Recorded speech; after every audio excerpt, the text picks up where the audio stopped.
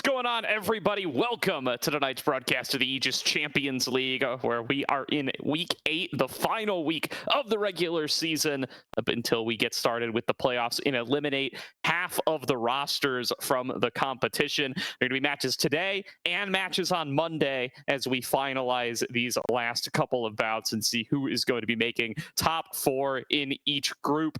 I'm Gordo. I'm joined by TDS just off camera. And we are going to be kicking things off for the last week of the regular season with Next Level Esports taking on Converse University. A couple of teams that we haven't gotten to highlight too much, but two squads who are both at 3-3 right now. Next Level Esports missing their win that they just earned yesterday on this graphic, but they will be set up for, or no, actually they didn't even play yesterday. They played a while ago. I don't know why the graphic's not updated for them, but they're at 3-3. And Converse University at the same 3-3. Both of these teams looking to move up into 4th in the group and see if they can sneak into those playoffs. Yeah, it's going to be an all-out fight for that last 4th place as we see the next level esports roster. But like you're mentioning, this is a do-or-die situation for both of these teams. Whoever loses here pretty much says goodbye to their chances at playoffs to a certain degree. I think Next Level probably has a better chance even if losing here. But it's still a situation where whoever loses here, it's on the cusp of not making playoffs, essentially. So neither team wants to throw it at all today. Yeah, not at all here. So excited to see how they're going to do that. Mid laner, by the way, I believe going by Zutter. That's what they're at in the wiki. I DM'd them earlier, did not get a response. So we're going to call them Zutter until I get clarification. Otherwise, if anybody in chat is a close Next Level Esports affiliate or fan and knows a preferred mid laner name, feel free to let me know. But this squad from top to bottom, minus Dumpa and Zutter, are the same Next Level Esports squad that had a pretty solid performance in the last OQs. That was with Asila, now the Ole Miss mid laner, and they've still been finding a lot of success. I'm getting told to heal twice, so we can call him heal. That sounds good to me. Okay, heal. So like the back of the foot, the heel of the foot, or I think heal like the action mountain that Soraka does. Oh, okay, heal of that. Yeah, I was thinking there was also the structure node, like the thing in nature also potentially be, but okay, heal makes sense. As we quickly jumped into pick and bans, we didn't even get, I don't think we got the chance to see the Converse roster, but they are here as well and they want to make it happen. They are one of the few collegiate teams. Perfect. We can quickly look at it. It's Ego, Canyon, it's Sap, that's Pain Shell in the mid lane, and Hope, and Phantom Star. Oh, it's Pain Shell. I hate that they changed their name so much, but the rest of the members are pretty recognizable, and they are one of the collegiate teams that are fighting for the chance to get into playoffs like Ole Miss did, and it's Garner and Corky immediately picked for them. Absolutely here. So it does look like we're going to have a lock-in of Skarner to kick things off. And there's that Corky as well, something that's had a lot of really high priority in and around the league. And especially for these two teams, both teams showing out that Corky a little bit in the mid lane. There's some people talking about playing at bot lane as well. Got to see that a little bit in the Risen Leagues recently. Not as much over here in ACL, though. We'll see if it ends up coming through. And then there's that Wukong as well, which has been a pick for Zav that he's gone for quite frequently. So going to likely be Zav and Pain Shell with their early picks. And then, of course, Dumpa getting that Skarner. He is frequently a target of bans on that champion. Converse taking a bold move here by leaving it up.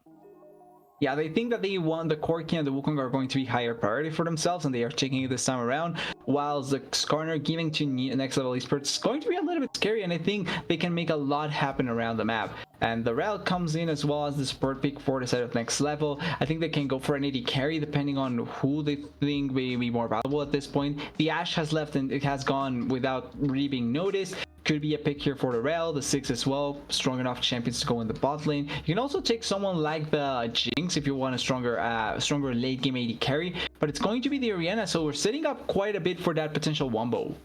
Yeah, so that's going to be going to heal in the mid lane.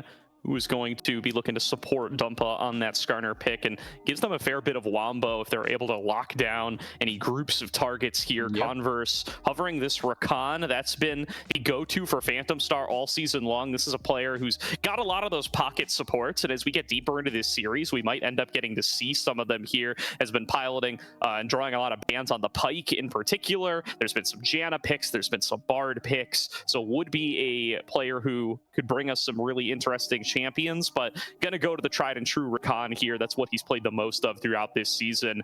We'll see what the bans are going to be now. Both teams favoring bot lane bans, so Next Level Esports not fearing the Corki bot at all. They want to continue to try to pinch Devon's pool. The Jhin already banned away. The Jinx, another pick that I'm interested in potentially seeing from him, especially with a team comp that already looks like it's going to be very adept at team fighting.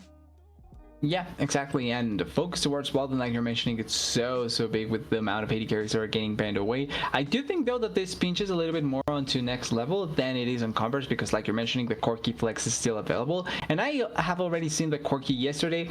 It wasn't as strong in the later stages, but he certainly was attacking quite well in the laning phase. And I think in a 2v2 scenario where they are winning, I can see the Corki being strong as well. As the last ban is waiting to come through, I can see maybe a little bit of focus towards the mid lane could be interesting here, but instead going to be the Gnar and the Syndra. I was thinking about that champion, and it looks like potentially could come in here for Converse. All right. Yep. So it's going to be Corki for Devon probably coming into the bottom lane, and then there's going to be Syndra in mid for Pain Shell. So that flex does end up paying off for Converse here, and this will be our one Corki game of the series. So very interesting to see that some of these high prio champions going to be taken off the board very early on, well before we actually have a final winner on the night.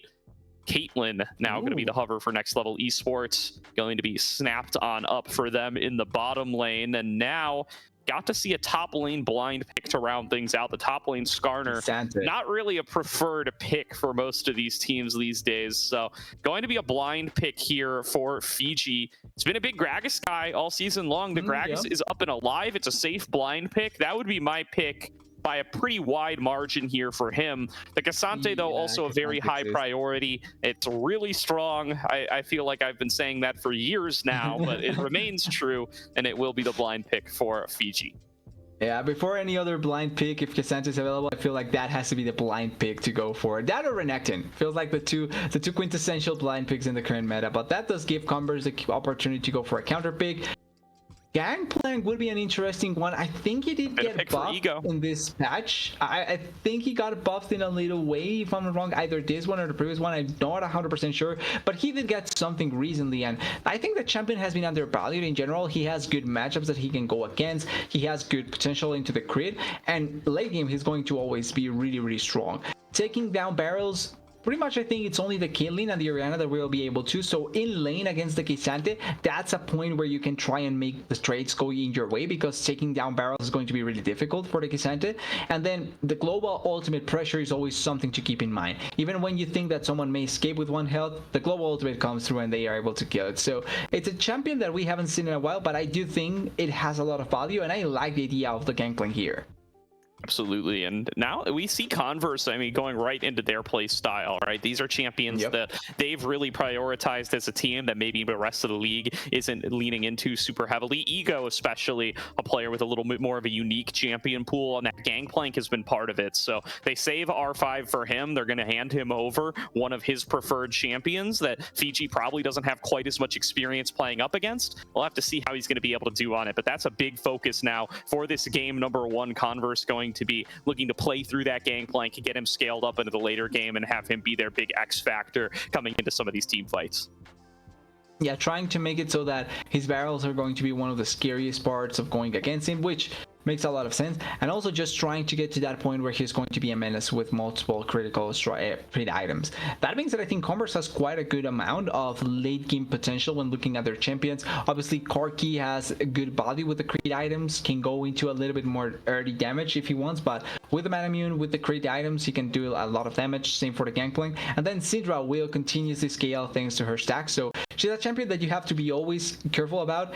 And only Cassante, well, Cassante and Skarner are really the ones that are going to be mainly dealing with their ultimates. The rest are going to be able to try and just get erased by the Syndra. And I also want to point out quickly, actually forgot about this. Syndra can be an AP carry, actually. Like Corki could go mid and Syndra AP carry. I remember, I think it was yesterday, Ole Miss played it with Shogo and they destroyed the side of Pulsar with it. So could be an option.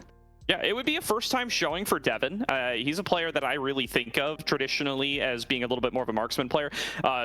Longtime fans may know him as WE Hope as well. You know, that's a name stolen from an LPL player, so understandably switched over to Devin. You know how old it was? Because it was WE. It was when he was in W. That's a while ago. It's a long time ago. But so that was his name for a long time. Switched over to Devin when he began his CLOL career. And now has been performing very, very well, has a lot of experience with Phantom Star as well. These two have been a duo for a very long time. They're very established together. It does look like it is going to be Devin on that Corki, and there's that name that you very well may be familiar with coming on in to support him. So let's see how they're going to be able to perform in this 2-on-2. Idol and Yoru, a little bit of a newer duo here, but have shown some potential and have a very powerful early push setup with this Caitlyn. We're going to see how they're going to be able to perform up against the veterans in Devin and Phantom Star. Yeah, it's going to be try and get the early control in the bot lane, try and make the plays happen around as much as possible towards that wild side and make it so that you can get more pressure with the Caitlyn. The Corki will try and do something similar, and whoever can get that push going in their favor will allow for the jungler to just simply have that much control. But like you're pointing out, it's an interesting bot lane matchup between players that have quite a good amount of experience in the ACL, like Hope and like Devin and Phantom. And then Idol and Yuri that are trying to kind of cement themselves in this ACL ecosystem, which is kind of tier 3, tier 2, sorry. Definitely. Now, let's take a step back here, talk a little bit about the playoffs picture, talk about what the Demacia standings look like right now while we've got some time to kill before the game begins. So in the Demacia group, ISU is the only team that have locked playoffs at this stage, although Polestar and CCG Glorp at 5-1 apiece are an inch away from being able to lock it in. One of them could potentially bomb out, but not both. And they do play against each other on Monday. But in all likelihood, both Pulse and CCG Glorp are going to make it. They will be present in the ACL postseason. So for the fourth spot, though, we have a three-way tie right now at 3-3. And that's Next Level Esports, Converse University, and the Peak Performers as well, which us over at the Salt Mine have a little side wager about play-by-play versus color for whether or not they'll be able to make the playoffs. Basically, though, Peak Performers have the head-to-head over Next Level Esports. They have not yet played Converse. Converse is going to play both of the other teams in the tie as their final last two matches. Next Level Esports and Peak Performers each have matchups against heavy hitters in ISU and Pulse, respectively. So it's going to really be a very close battle coming all the way down, very likely to tiebreakers based on game record. So each and every game matters for all three of these teams. And Converse especially, they have their future in their hands here as they're the only team that gets to play against both of the others in this last week.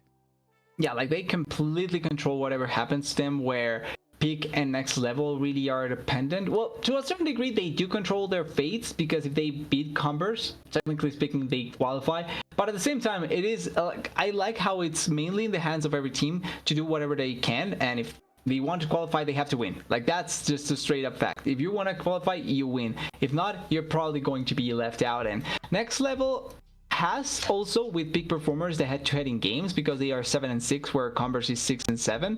But that can change really quickly with a 2-0, an unexpected 2-0 in one of these matches just changes up everything as well. Same for the fact that if you end up 2-1, that can make interesting scenarios for both of these teams if they are able to take at the very least a game against ISU or Polestar. Yeah, well, and that's the other thing too, that game record, because it matters so much. We're also going to have eyes on the Next Level Esports versus ISU series on Monday, and the Peak Performers versus Polestar series that's being played right now, as even if they don't get the full upset in the series, taking an individual game here or there could have massive implications for those game record tiebreakers when everything is said and done. So each and every game matters a whole bunch, and Next Level Esports versus Converse is going to be a massive part of setting the stage for what these potential tiebreakers might look like and which of these three teams are actually going to have the best shot at the postseason. Either of these teams dropping here to the other is going to massively decrease their chances of being able to make that fourth spot, if not eliminate it completely. Exactly. It's going to make it extremely difficult for you if you're not careful with that, but it's going to be still important to be able to play it off as best as possible. And I think that one of the things that make it really fun out of this group is that any team can really make it happen. So as long as they make it happen, it's going to be really enjoyable for them. Or for us, better said. For them, maybe not that much. No, I'm sure for them too. Everybody wants to keep on playing. Everybody wants the shot at that prize pool and the recognition that comes with making a run here in the ACL. And just getting to that double elim playoffs guarantees you 2 more series. Anything can happen at that stage, but it all has to start with a win right here in your group to make it to top 4. Next Level Esports onto the Rift up against Converse University, game number 1. Yeah, and also I wanted to quickly mention, because technically speaking, he did play in the ACL, so we have another player with the pipeline from ACL to LC, well, LTA now in 30. So True. Another one. That. We were counting that as a victory lap last year too, but this time it's for real in theory. So very good stuff for him over there. Congratulations. Technically, Winsome never played ACL, so I guess we can't count that one. But little engage coming through onto Heal here. Heal going to get chunked to about half. Idol doesn't know this. Oh, look at the back. Comes in from the side, but here's Phantom Star with the knock-up. Finds it onto Idol. Knock-up from Yoru, trying to create a little bit of space for his AD carry. Idol going to be chunked very low. Oh, there's no ignite. But is disciplined with his summoner spells. Will not have to blow them. Yeah, and I think the thing that saves here Idol's flash has to be the lack of ignite on anyone from the side of Converse. Because if there was Phantom Star ignite here, I feel like you flashed that earlier, or at the very least you blow the barrier to try and escape it. Absolutely here. So we are now gonna be kicking things off in the top lane. Ego looked like he traded a couple of blows with Fiji up there. Interestingly, the Sapphire Crystal start for him, not even the tier or anything, just wants some of that base mana. Will likely be working on a little bit of that extra on-hit damage over the course of his laning phase, but we'll be off to a very slow start on the Gangplank. Definitely a good source of being able to get those grasp procs, though. Yeah, and important to notice as well, even though they didn't blow any summoner from the bot side, Idol was forced later into lane, and that means that the control that we were kind of expecting maybe to go for the Caitlyn route lane is now completely in the core Rakan favor, and that means that they will be able to push a little bit more to give more space for the Wukong, and he's doing exactly just that. Like, he's already moving inside of the red side jungle to try and steal from this corner, but smartly enough, Dumpa is doing the same on the other side.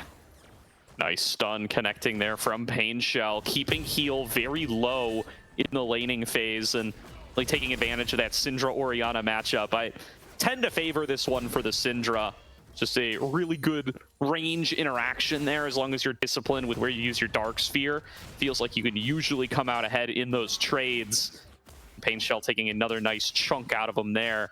So wave crashing in the bot lane for Devin and Phantom Star. Meanwhile, does look like Zav is deep behind enemy lines. Could be looking for a gank here as Heal tries to get aggressive. He's already stealing away the birds, but this extended trade, Clockwork Windup making a difference. Pain Shell going to be forced to flash. The Wukong not going to be able to get over here in time. Wants to make sure he finishes that camp before he shows his face. Well, he's going to wait now until... Ooh, the stun connects. Beautiful stun. First blood to Pain Shell. Nicely done. That actually goes over to Zav. Just a little too aggressive there from Heal. Did not respect the presence of the Wukong and has to blow the flash as well. Yeah, it's a double bait in that situation where they were thinking that the Syndra was getting baited into a bad play from the Orianna, and immediately you see the flash from Heal. But at the end, it was enough distance that Pain Shell was not going to be a victim of it, and instead they actually get the flash from the Orianna and the first blood as well. So really well played by the side of Converse, and now maybe setting up for a potential next gang. But they know that Wukong is over on the bot side, so more than likely they are expecting this. Seems like it. Zav going to choose to take the recall instead. Yoru going to face check into him, so they'll get a little bit of damage on here, and Phantom Star going to be able to come in with the knock-up. They find it onto Yoru. He tries to flash, maybe a little bit late on that one as Devin is hot on his tail, looking for one more auto. Devin comes up with a kill in the gank, and it's a 2-0 start for Converse. They commit everything, and at the end they are able to pull it off. Really good start there by Converse. They force every summer and they end up getting the kill. Really well played, and now it's trying to keep that advantage going, because one of the things that you want to do is keep the Caitlyn as far behind as possible. If she's left behind, you're not going to find a lot of value as a Caitlyn. Indeed, it's going to be very difficult if you get started off on the back foot, and that pick on the Yoru, they're going to be plenty happy with. Zav manages to come up with something out of nothing where it looked like it was going to be doomed. Just Yoru pushing a little bit further than they had the right to. Now looking to try to scrap something back in mid lane, but spotted by Pain Shell. Yeah, good vision there. Stops any attempt there by Yoru. And even though they are a little bit behind in the mid lane, it's still well enough the control that they get that it doesn't really matter. And in the meanwhile, because of what is happening on the rest of the map, the top lane for Ego is pretty comfortable. Like, he's just farming, he's pretty happy, he's getting his minions, he's getting his farm, and he's getting the value that you want from a gangplank. Like, you don't want to kill multiple times the enemy or anything like that. You just want to poke and get your minions. That's all you want. Yeah, that's going to be plenty for them here. Yoru coming into mid lane, but Phantom Star faster on the trigger pull, and already another kill onto heal, but the turnaround with Dumpa in tow should be able to make this a 1-for-1. The Scorpion takes down Pain Shell, and it will be both mid laners falling as kills to the junglers. The advantage does go a little bit to the side of next level, because the one that gets the kill is Dumpa, where on the other side it was the Rakan. So it's not the most effective kill that you can get, but at the same time you're still trying to force pressure in the mid lane and make it so that you can find more value. Ooh, idle.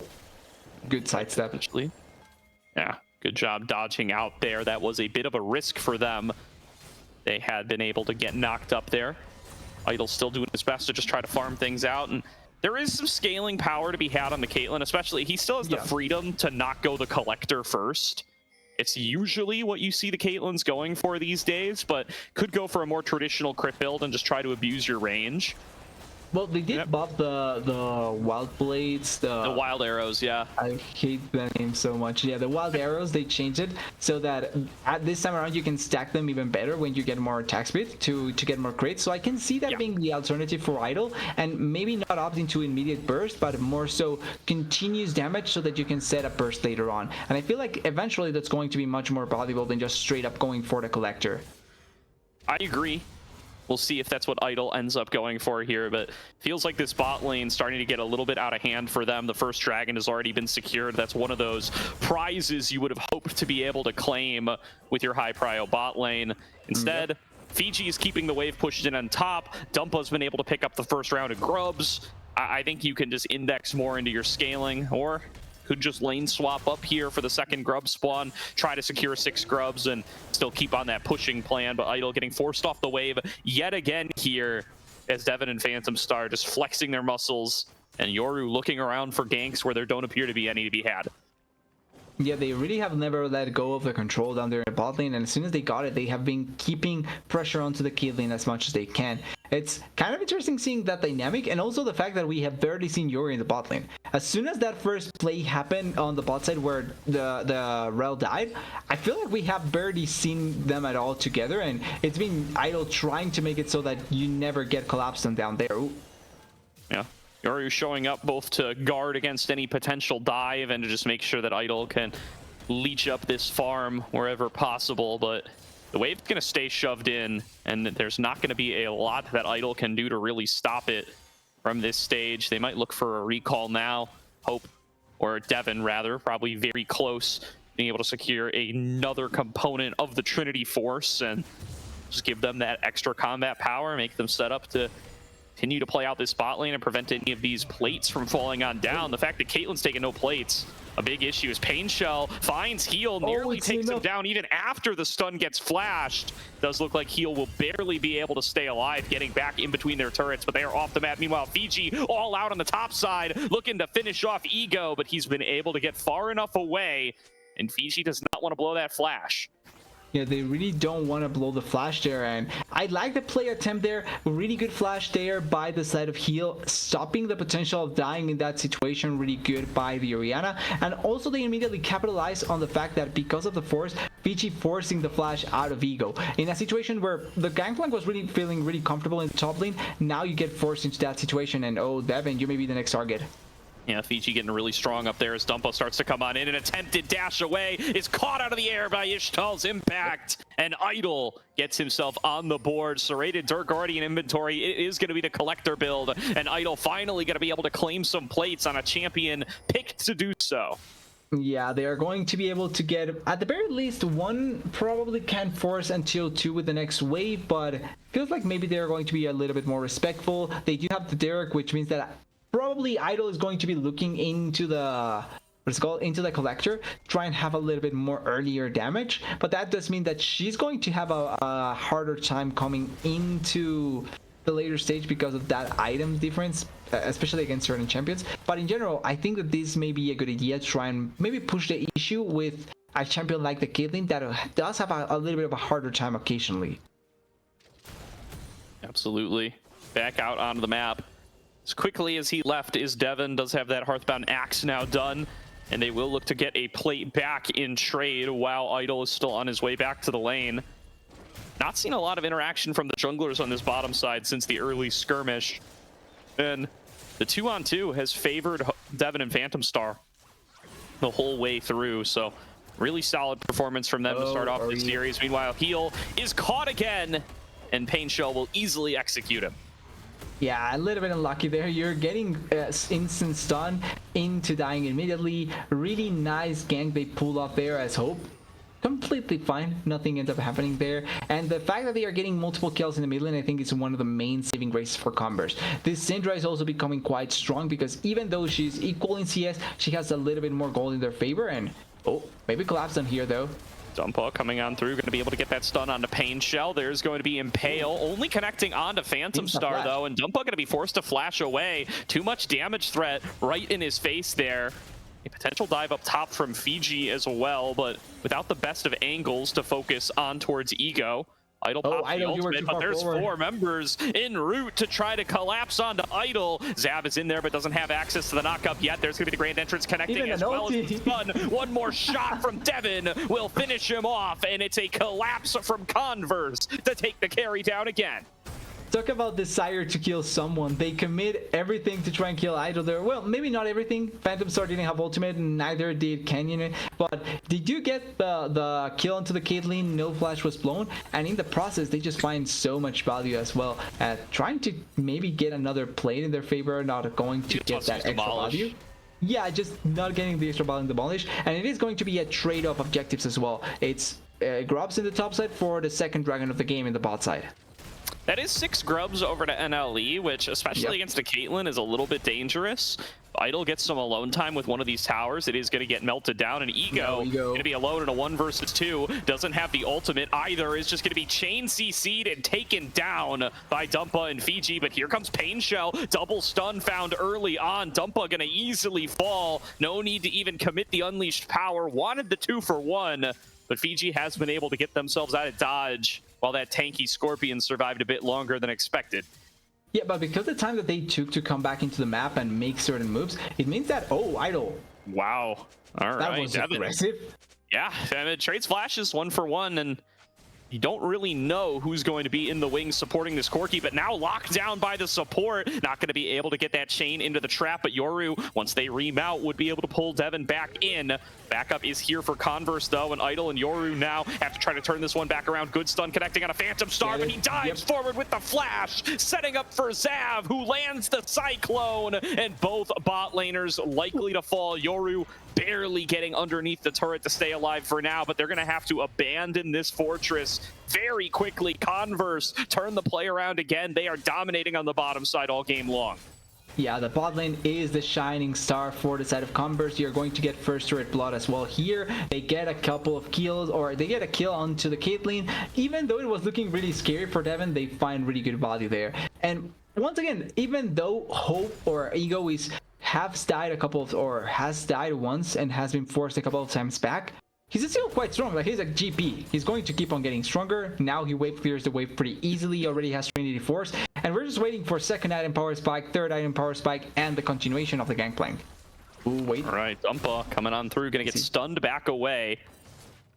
And a nice, easy disengage found by Pain Shell to keep that Skarner at bay. And Converse now, I mean, they've got their 3 Trinity Forces already completed, really heavily indexing into damage on their comp in this game number 1, and been paying off for them very well. They've found success in most of these early skirmishes. Fiji thinks he's got an angle on the Ego here, wants that knockback, doesn't quite connect it.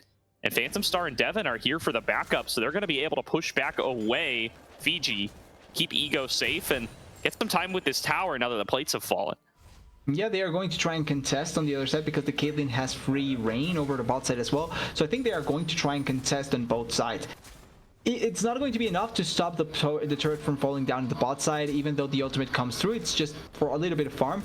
And in the top lane, they are going to respond accordingly. They want to look for more, though, on the side of Next Level Esports. They have multiple members already stacking up to maybe try and push down there. Their Gangplank is already here, though, and he has great wave clear to stop this. Ooh. Yeah, the wave is a while away, so they're going to have to commit a lot of time if they want to keep this push going. They do send a couple members back. Yeah, they say it's much better to just not go for it, and instead they decide to better play it safe, better go other lanes, and maybe try and recoup some of our advantage once again.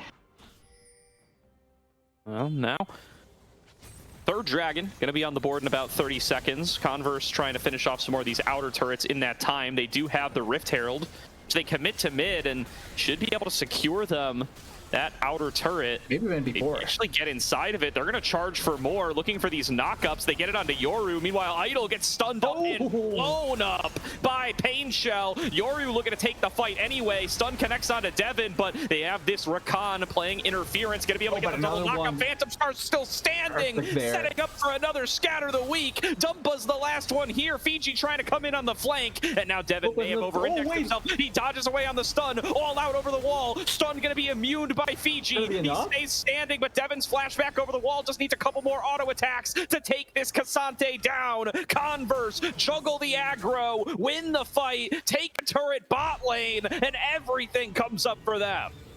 Yeah, and I thought that was going to be a this is Cassante moment, but it's not the case at the end there. They are able to stop Fiji from finding multiple kills, and it means that Converse not only get the victory there, they get multiple kills, they get a turret, they also push the Herald into the second tier 2 turret in the mid lane, and also will have open space for this dragon. There's not that much vision, and with the map opened up a little bit, plus the extra gold that they got on the Corki and the Syndra, this should be a pretty easy soul point for them as, Idol.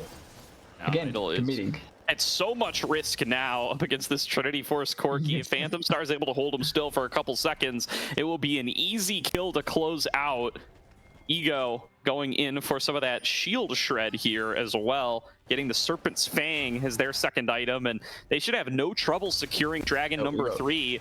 Ego found by Dumpa, but should be able to just cleanse that one out. Looking to even turn around the play as Phantom Star is here with the knockup. Pain Shell's arrived once again, and we've seen how much damage this Syndra can dish out. Already Jungler down, and Yoru going to be locked down to meet the same fate. It's a double kill to Pain Shell.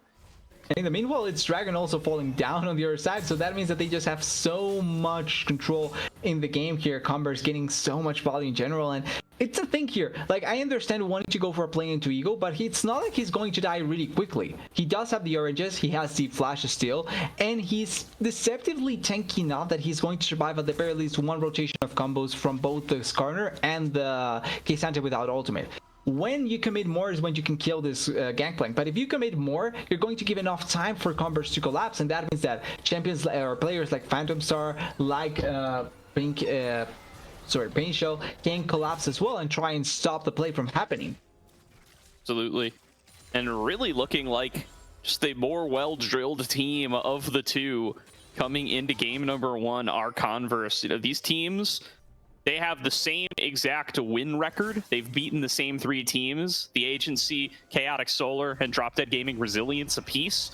So it was very hard to power rank them, having not seen all the games coming into today's match. But Converse showing a lot in this game number 1 and just constantly one step ahead of Next Level.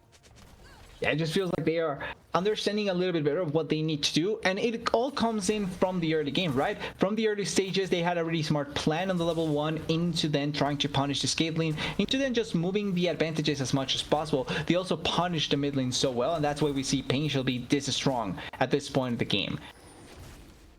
Definitely. And really powerful execute tool now available in the Shadow Flame. Will be very difficult to survive an unleashed power from Pain Shell. He's got those spheres already thrown down.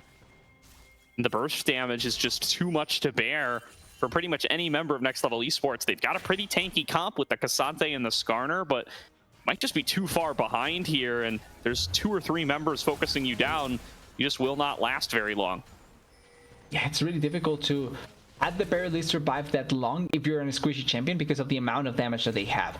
This does mean though that in a team fight, if the first rotation of spells or of damage from Converse comes through and they don't kill their primary targets like the Caitlyn or like the Orianna, then the longer the fight goes, the better it is for next level, because they do have much better front to back sort of composition. But if they do end up dying, it's much easier for Converse to just run down the team fight after that. Yeah, a little desynced on their waves here, our Converse, waiting for this next one up top to maybe make another move for the top lane inner tower. They've fully staked their claim in this topside blue jungle to make sure that there's not going to be any ability for next level to come in on the flank. They are backing away as the wave crashes, though, just deciding that it's more important to be able to spend your money, redeploy as one. So Pain Shell going to have to back off. Yeah, they are going to decide against it for the time being, and they don't really need to push the issue at this point. Like, they already have their lead, they already have control over the map, they can play for the next dragon, or maybe try and thread in a trade between Baron and Dragon, since they already have 3 themselves, so it's not like they are going to be threatened for so the options are much better for the side of Converse, and it's like they will be able to make a better trade if they are giving the opportunity for it, just because of how the game has been going. It does feel that way. I'm going to be looking on this redeploy to really be able to flex the lead that they've built for themselves. They have Soul coming up in just about a minute, and Converse are really well equipped to be able to win this fight. I want to see what NLE have got planned to try to make kind of a last stand here. If you give up Mountain Soul to this Converse team, it feels like your dreams of actually being able to kill anybody on Converse are going to be dwindling away really, really quickly. But everybody seems to be focusing up towards the top side. Maybe the plan is to try to threaten a Baron, but I think Converse could even make that trade. Yeah, they are moving around for it. They want to threaten it as much as possible, and it's looking like maybe it's going to be the case.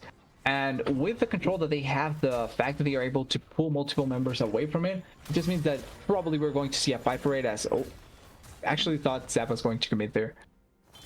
It's a lot to commit onto Rel and Skarner if you're not picking off one of those carries. And again, I like this from Converse. I think they're playing really disciplined from the position that they're in. They know that they secure this soul, it may very well just be GG right there. And with 20 seconds to go, they don't want to spend crucial ultimates trying to make a pick onto the tanky Skarner unless they know that they can finish him. But they do see him use Ishkal's impact there. That might be the go button that they need. They pop the quickness. They know he can't jump over the wall. TP being channeled. Stun comes over. Unleashed power still not being used. They can finish him without it. Jungler down. PG finds a double stun, taking the ultimate over the wall, kidnapping away Ego. But meanwhile, the fight's being won on the opposite front. He's gonna get stunned up and taken down. Ego's the only one to be removed for Converse, and Next Level are routed. This is going to be Dragon Soul to Converse.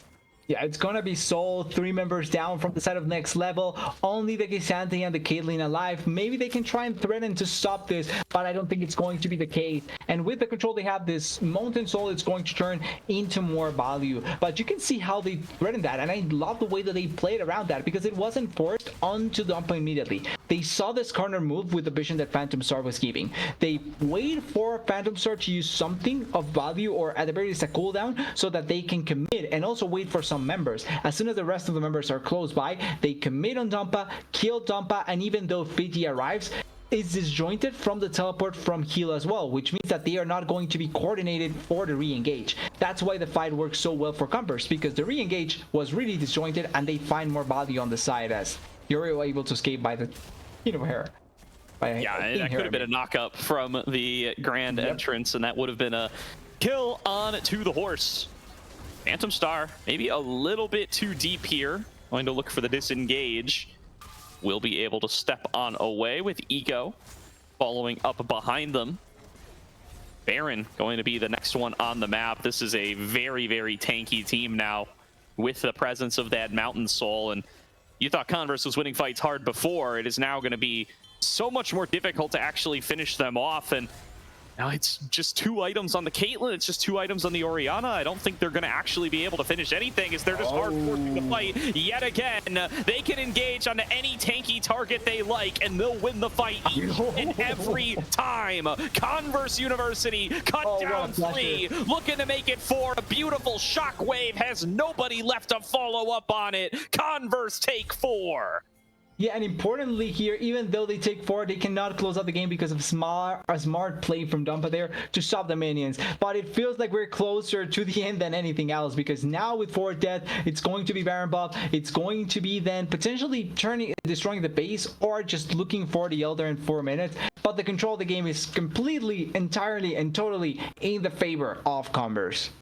Absolutely. 5-20 on the kill score. An 8k gold lead. Converse going to move in for this Baron before long, and that's going to be how they end the game. Not sure who called the pause here, but seems very unlikely that it's going to have a big impact on how this game is closed out. Another really nicely executed fight. Phantom Star can just push that go button whenever he wants now. Does look like we've been unpaused, getting the old riot pause after the pause. We are ready to get back into the game, and I don't think this one's got too many events left in it, TDS. Was that an attempt at a Fnatic pause or something like that? Is that what they were looking for there? Maybe it works, who knows, but... Ooh, the pause after the pause after the pause. That's an exciting one. Maybe actually because it cancels, because it's a second pause, it cancels out the pause's effect, and then it's no longer a Fnatic pause. True. Could be. I would think... I don't know. I mean, the pause could have been from anybody, but I'm not going to make assumptions. But an easy closeout on the Baron for Converse. They now have 2 epic buffs at their backs and should be ready to march their way down the base. Pretty much out of options here for next level. You need some kind of massive Skarner ultimate on the multiple key members. Be able to set up for a combo with the shockwave. Win the fight right there in an instant. Converse just has to not give that to him. Pick the right moment to start a fight, and there's not a lot of wrong moments. And they will be set to win it out. I will say though, I think that Orianna may be lacking some damage here to actually be able to make the shockwave be meaningful.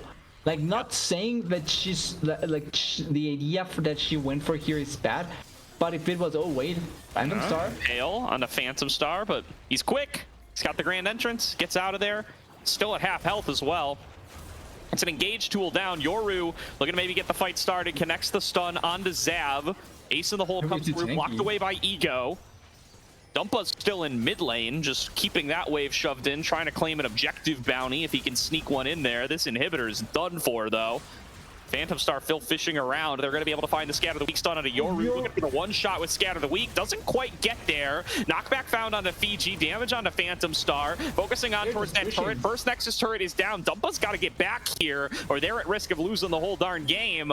Fiji going to get pushed back underneath the turret. Scatter the Weak connects. It founds its way onto heal. Shockwave onto 4s. Pretty nicely placed. Zab going to be the first one to fall. Ego low on HP as well. Dumpa's arrived back to the play. Fiji flashing in, looking to see we can find Pain Shells in the middle of multiple members, trying to guarantee a pathway out for his AD carry. Shut down Gold, going over to Idol. Fiji now able to back away from the rest of the fight. Shots being returned from Devin and Ego, and Dumpa's not done yet. Still looking to take the fight further. There's going to be the knockups coming through from Phantom Star. He gets taken down for the shutdown. Devin able to claim one back on the opposite side. Ego layering down barrels. They're interrupted by Dumpa, who catches him and slays him. 4 down for Converse. Next level esports, stage of defense.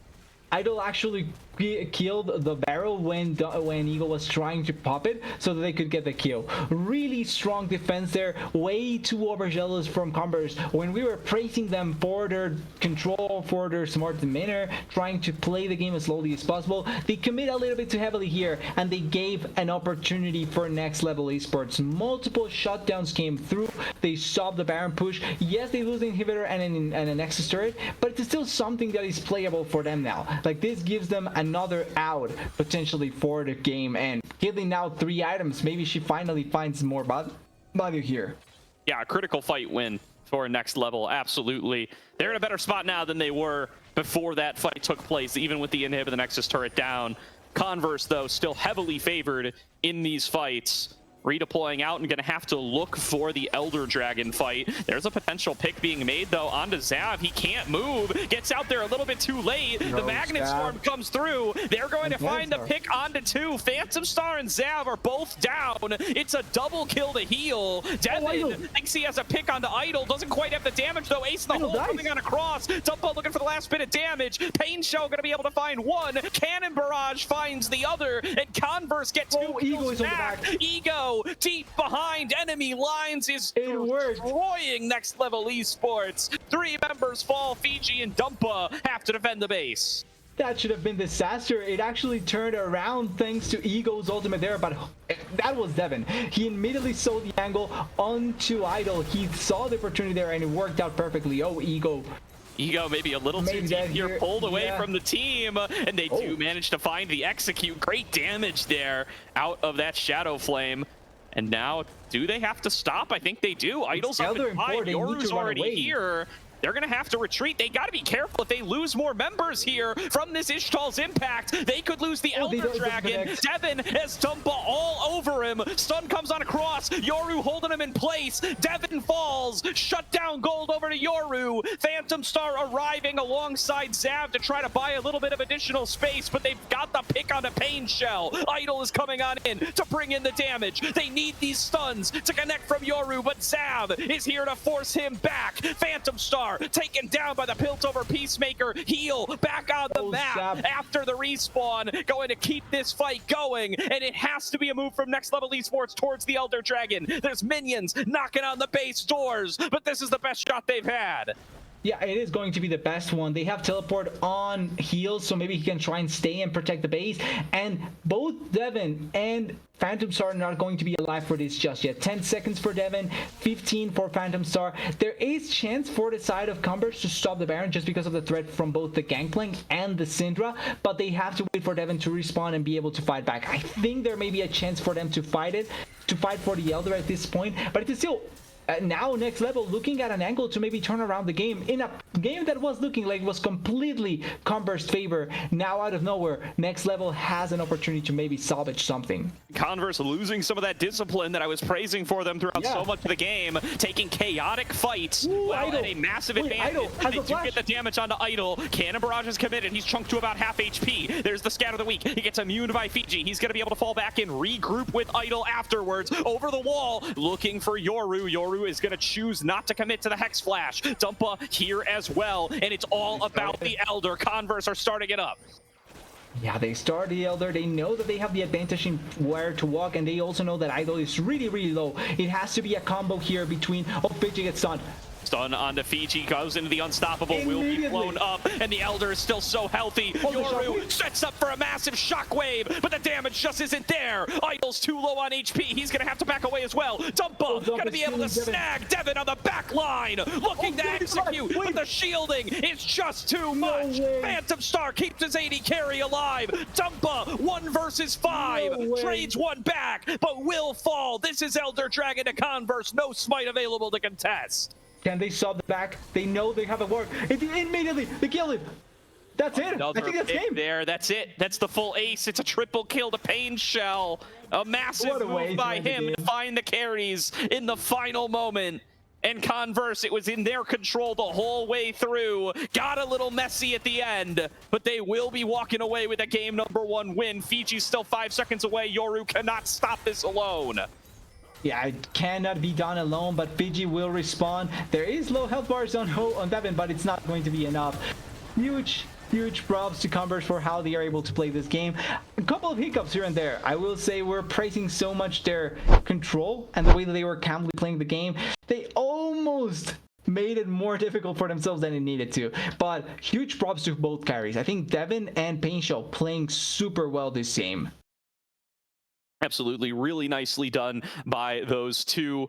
Top of the damage charts with ease. A crazy stat line for Painshell as well. I think it was 15, 2, and 12, if I recall correctly.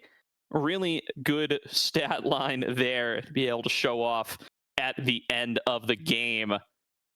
And a really good showing all around from Converse. They get a little messy there at the end, and you can cling on to that as next level esports and say, hey, if it wasn't such a big deficit, we can win that game. But you do have to make sure to reset and not end up falling behind like that in round number 2. Exactly. It's going to be a lot on what you're able to play with the lead and not giving up leads in places that you don't want to at all. So it's going to be important seeing how they turn around everything and going into the next game. And also, as always, to consider the bans because now 10 champions disabled for next game. Absolutely. We're going to throw it to a quick break here while we get set up for game number 2. We'll see you guys on the other side as this series continues.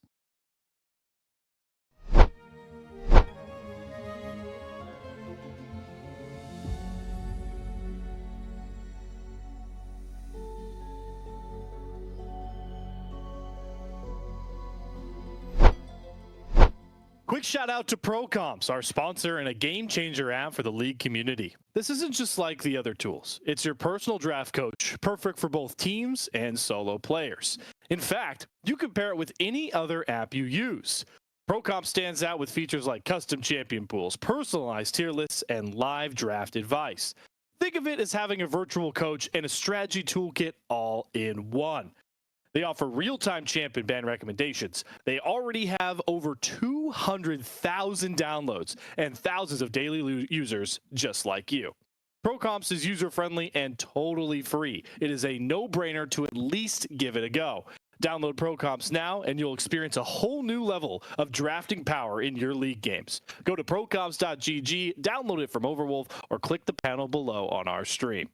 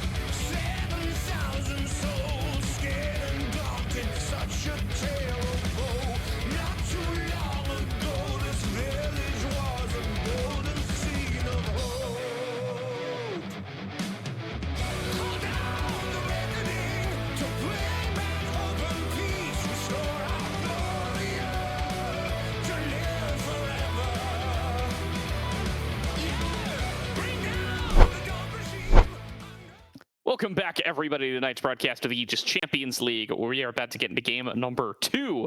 Converse University facing off against Next Level Esports. Converse, a solid performance in game number 1. Really impressive stuff from them. We'll see if they're going to be able to have a similarly dominant early game up against Next Level in game number 2. Yeah, exactly. How are they going to perform in this game too? How are they going to change stuff? I think pretty important to notice once again, and we talked about this before in the previous game as well.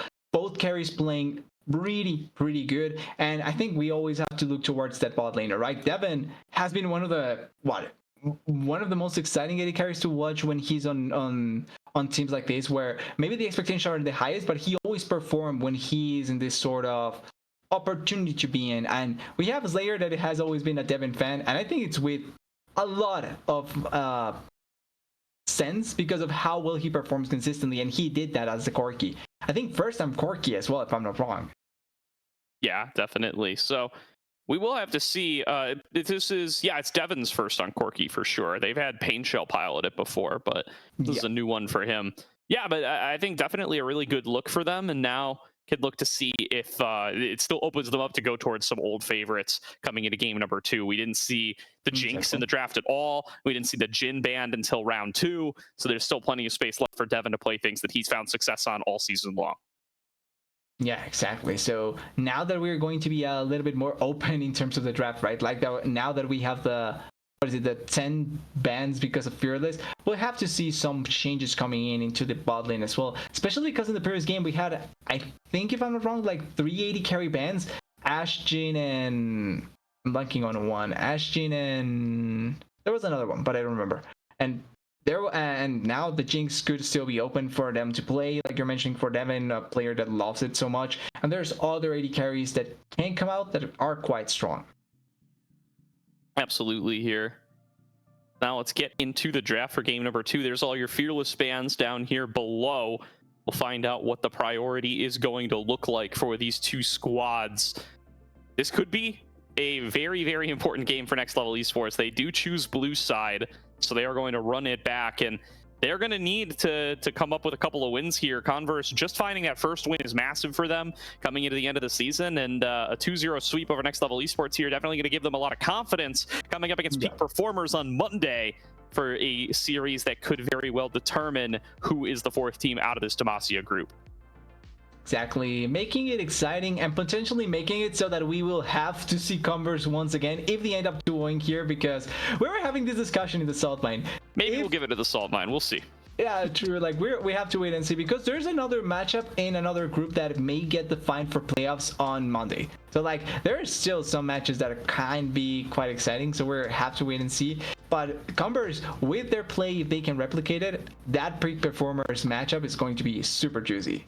I completely agree. I mean, the peak performers, the names on that roster, it's really hard to bet against them, and that's why I didn't. But it could happen. I mean, especially if Converse plays at that level consistently, which I assume they don't because they've lost 3 matches to the split. But granted, they were against very, very good teams. But that was some really solid play. A really good job of snowballing a lead from the early game. A really good 2v2 performance from Devin and Phantom Star. If they can do that consistently, or find a way to do that consistently, I think they'll find a lot of success here. Of course, the games they've dropped have been to some of the very big heavy hitters. They're the 3 playoffs team from this group: CCG, Glorp, Pulse, and ISU. All of these teams with NACL players on them. So definitely a lot of respect that needs to be given on over there. 100%. Though there's no shame to lose against those teams, because we know how capable those teams are. So 100% understandable. And with that in mind, now whoever can pull off the last remaining spot, if it's NLE or Converse, I think it would say a lot for these players. And I hope that they are able to pull it off at the end. Not only because I do have the side of Converse going into playoffs from the South Lane, but also because I think that it'll be great to see them being able to go over there, as we see the bans coming through. And it's kind of similar. I think the Vi was also banned in the first game, if I'm not wrong, but the other 3 champions were 100% banned. For sure. There's going to be the Nocturne banned away from the Next Level Esports side. They're going to look to keep on focusing towards that jungle, looking to continue to pinch away Zav's pool. The other big pick for Zav so far this season has been the Sejuani, pairing up with a lot of those strong melee carries that Ego plays in the top lane. That is drifting its way through picks and bans here. There's the ban on towards Fiji's Gragas. I was surprised we didn't see that in game number 1. And the Ziggs will be their lock-in for Idol. Yeah, the 6 was the other quote-unquote 80 carry that was banned in the previous game. So the AP carry 6 coming in here may go into the mid lane depending on if you want to flex it or not. There's always that chance. But for now, you have a strong wave clear mage in the bot lane. You can go for something like the Ashe to try and respond to it, which I think has been the typical matchup we see the Ashe against the 6 for. But it's going to be Kai's and Auto, so they instead want to go for the all-in onto the 6. Nothing like fighting fire with push. No, they want to go all in and kill him with as much damage as possible. Definitely the Kaisa Nautilus now going to be the picks for Devin and Phantom Star. I think that's going to be really strong up against this Ziggs. I do like the read from NLE to just try to, play something that you can leave on its own, that'll wave clear safely, and that you can hopefully protect from dives when necessary. Although the Braum means that they're likely going to be staying in lane with it. So that's an interesting duo unless they are planning on potentially flexing the Ziggs into mid for heal. That's also a possibility. The Scion going to get snapped up by Fiji. This has been his other most played this season. This will be his 4th game on it in the group stage. And they are going to be very comfortable with just taking a very tanky front line plus the Ziggs. This is a surprising setup for me, in my opinion here. It definitely doesn't feel like they 100%. have the backline damage that would necessitate this kind of front line yet. Yeah, 100%. They have the tank in the form of the Scion here to try and protect the 6. The Braum is a weird combination though, because with the 6 or with the Braum, you want to try and play the Sun so that it's possible for you to stop any sort of engage or any sort of damage coming through. Or sorry, you want to try and thread with the Sun as much as possible so that you can try and make it so that you can kill the target with the Sun and then follow up with more damage. But the 6 is not an auto-attacker, so you're not going to proc the passive from the Braum as much as possible, as my camera is also out here apparently. But if you want to play the Braum, I would feel 6 would be against it in a way. Definitely do. Well, let's see what the selections are going to be here for the second ban phase. Hui taken off the board. Rek'Sai, something that they're on the lookout for from the Converse side. It is a pick that we've seen from Dumpa before. He's drawn some bans on it already this season. Going to be looking to keep that pool just a little bit more pinched and make sure that the early game aggression coming out of Dumpa can be a little bit more neutered. The other thing to look at here, that Vi already banned away, the Nocturne banned away as well. Yep. Got to see some stuff like the Jarvan and the Jinjiao out of Dumpa so far, and it feels like that's kind of the tier of champion that he's going to be forced down onto. It feels like that's going to end up being the case. I think maybe a Jarvan could end up working out this game just because you do have a 6, but it may also go against the Scion just because it does stop his ultimate. Interesting things to try and consider. I think Poppy also could end up being a champion to try and hover if you're on next level, because there's a lot of dashes on the side of Converse, and her steadfast presence cancels it out really well, as the Talia getting hovered here, potentially getting picked here, could be a flex for the jungle if she goes here, if she gets picked here, but more than likely I would think it's going to be Pain Shell piloting the Talia. And I also want to point out, Gnar was banned in the previous game in the second rotation, so this time around they try and secure it earlier. Yes, it's not going to be that difficult of a matchup for the Gnar, but it's interesting the amount of power that they give the Gnar for Eagle particularly. Definitely is. So gonna get some of that extra roaming power, really powerful skirmishing ability from this Converse composition here so far. Now let's see what they're going to close out their draft with on the next level esports side. The Xinjiao going to be locked on in, called that out earlier, going to be strong in the early game. They need some backline consistent damage though for next level. I still wonder if this Ziggs might potentially be mid lane. We'll find out. But either way, if it's going to be a Ziggs bot lane, I really want to see a Smolder or something mid here, just to like give them the ability to be able to close out some of these fights and to be able to deal consistent damage. And that might be the choice. Okay. So they could also play it as a Smolder bot and 6 in the mid lane, technically speaking. But I do agree, like, it's probably the Smolder was the smarter choice here, because if you want to play this sort of composition, you want a little bit more consistent damage in the mid lane. And the Smolder just felt that much better, as the Amumu is going to be the last lock-in.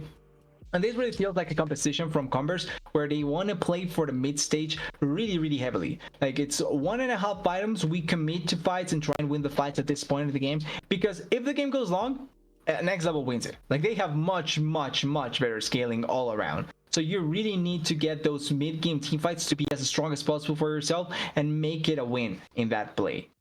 Converse going to need to up the pace of this game, play it aggressively. They've got strong lane matchups here. The Taliyah going to be able to do solidly up against the Smolder. The Kai'Sa Nautilus should have priority in bot. The Gnar is a good pick into the Scion. And then this Amumu going to just try to take full advantage, take control over some of these lanes, make sure to be present and threatening with the ganks to be able to support the rest of the squad. I'm surprised still that this didn't end up being a Sejuani. I guess they don't really have the melee lanes to support it. Still think it might have just been a default stronger pick than the Amumu, but doesn't come through this time. So we'll see if Converse are going to be able to find the success that they're looking for off the back of Amumu jungle. Yeah, maybe it was to add a little bit more magical damage potentially onto the play. I'm not sure if that's the best choice, but it's going to be a much better wombo when you think about it, because the Sejuani ultimate is for a single target. This does give you the best chance to have multiple targets get hit by the ultimate by the Amumu. But it is also a champion that if he gets collapsed on quickly, he may die. He's not as tankier. He also will suffer quite a bit from trying to be the main initiator, which at the very least you do have the Nautilus here to follow you up, and the Gnar as well if he's on Mega. But the Amumu will be in a position where he needs to find multiple targets for his ultimate to really, really find value. Yeah, definitely does here. Going to need to be able to get onto multiple targets to be able to find those kinds of fight wins that are going to be necessary to be able to take this one over the finish line. Next Level Esports. I like this draft for them, though. Very comfortable on the Scion. That's a pick that Fiji has been playing a whole bunch of. I think that the Ziggs Braum lane is interesting to me, but I think philosophically, based on how that game number 1 went, I think it makes a lot of sense.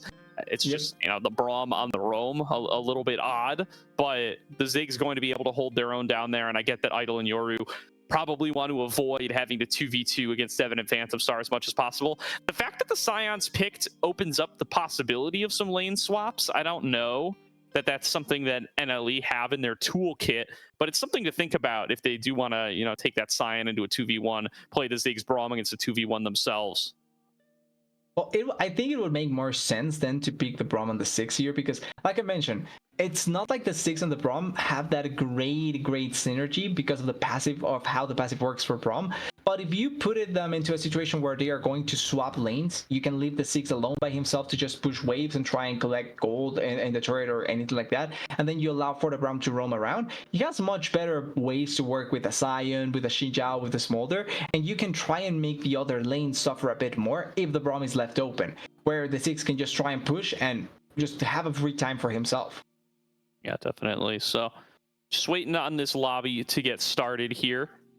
Be able to find out exactly where all these champs are going to be going, but I would be very surprised if it's like a Smolder Braum bot lane or something like that. I think the Ziggs is still very likely to be played in the 2-on-2 for NLE, and the Idol's just going to be trying to clear out waves and prevent Devin and Phantom Star from really being able to flex on them too hard. The other thing, though, about that ability to leave the Ziggs on their own on an island and move the Braum around is you can match that on the Kai'Sa, then Phantom Star gets to roam around on the Nautilus, and I think the Nautilus is a way better pick to be able to roam around and have impact on other lanes, especially paired up with the Amumu, and especially when Converse have kind of drafted for these very strong solo lane matchups.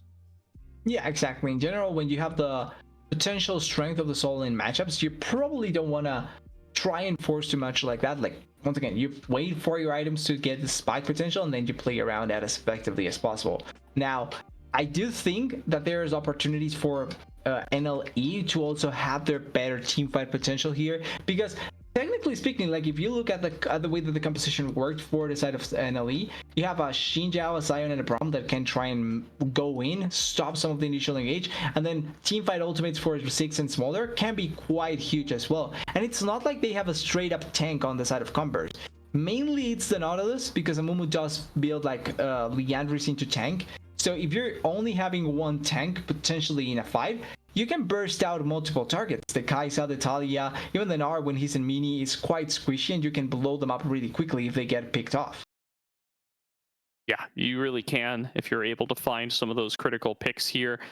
It's still, the name of the game is going to be scaling up with this smolder for NLE, but yeah, if you're able to kind of get a lead early on, if you're able to use this Xin Zhao as kind of the bridge that you're hoping for, if he's able to turn around some 2-on-2s, some 3-on-3s with the early game power that champion brings to the table, that can really make sure that NLE is going to get to the stage where the smolder executes are going to have a big impact, and that they will be able to have that kind of late game scaling win that you expect from a composition like this. Yeah, in general, like that, I feel like that's probably what we were going to expect to see. And I also find it kind of funny, realistically, when looking at how both of the compositions went.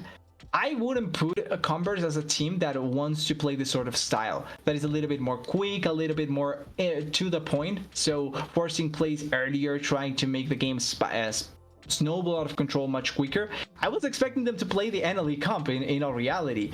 The wait for time, buy enough time for the smolder and the 6 to scale, and then you can try and win. So I like this attempt at a different look by Converse, and if they can pull it off, it's going to send an interesting message that Converse is not only going to be like the team that will play safer and later, but they can also play quick and try and snowball the game out of control. And they were the stronger early game team in game number 1. So Converse, I think, really did a good job of taking leads early and then snowballing those leads coming into the later game up against NLE. It wasn't really until they had already cracked up at the base that they maybe started to flounder there a little bit, maybe getting a bit overconfident with the massive lead they had built for themselves. But out of all the problems you can have, that's one of the better problems that you can have, especially if you do end up tightening up, finishing off at the end of the day. It sounds like we're getting a little bit of a delay with getting this round started. There's a little bit of technical issues, so we're going to throw it to a quick break, and then we will see you guys once we're out of the rift.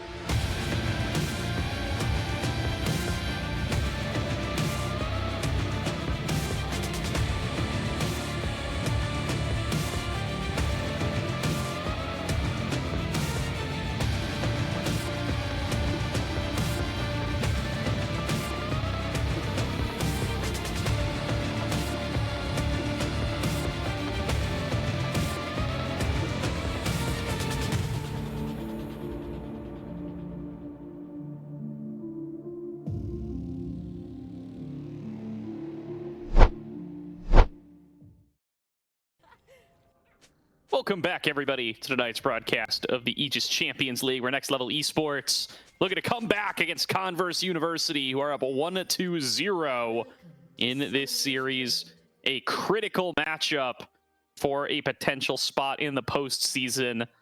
Converse with a solid game number 1 now, at risk of face checking game number 2, but not going to find a spot into this bush yet.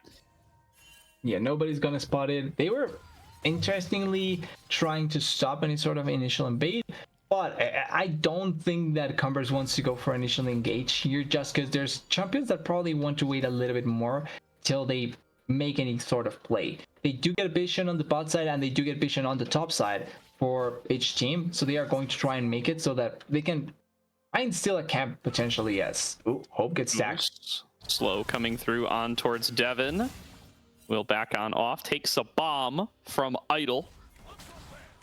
Will be able to just recall and get back out here in time. Idle might have a chance to interrupt again. He does. And now Devin a little bit at risk here. He does want to take the recall, but it is going to cost him. He's going to be late to the wave. Yeah, that pretty much signals that the wave or the initial push is going to be completely in favor of the side of Next Level. Kind of similar to what happened in the previous game for the Caitlyn, where the initial push was completely in control of Converse because they pushed Caitlyn away so early on. And then when she tried to recover, it was simply really difficult because they had complete control about everything they wanted to pull off.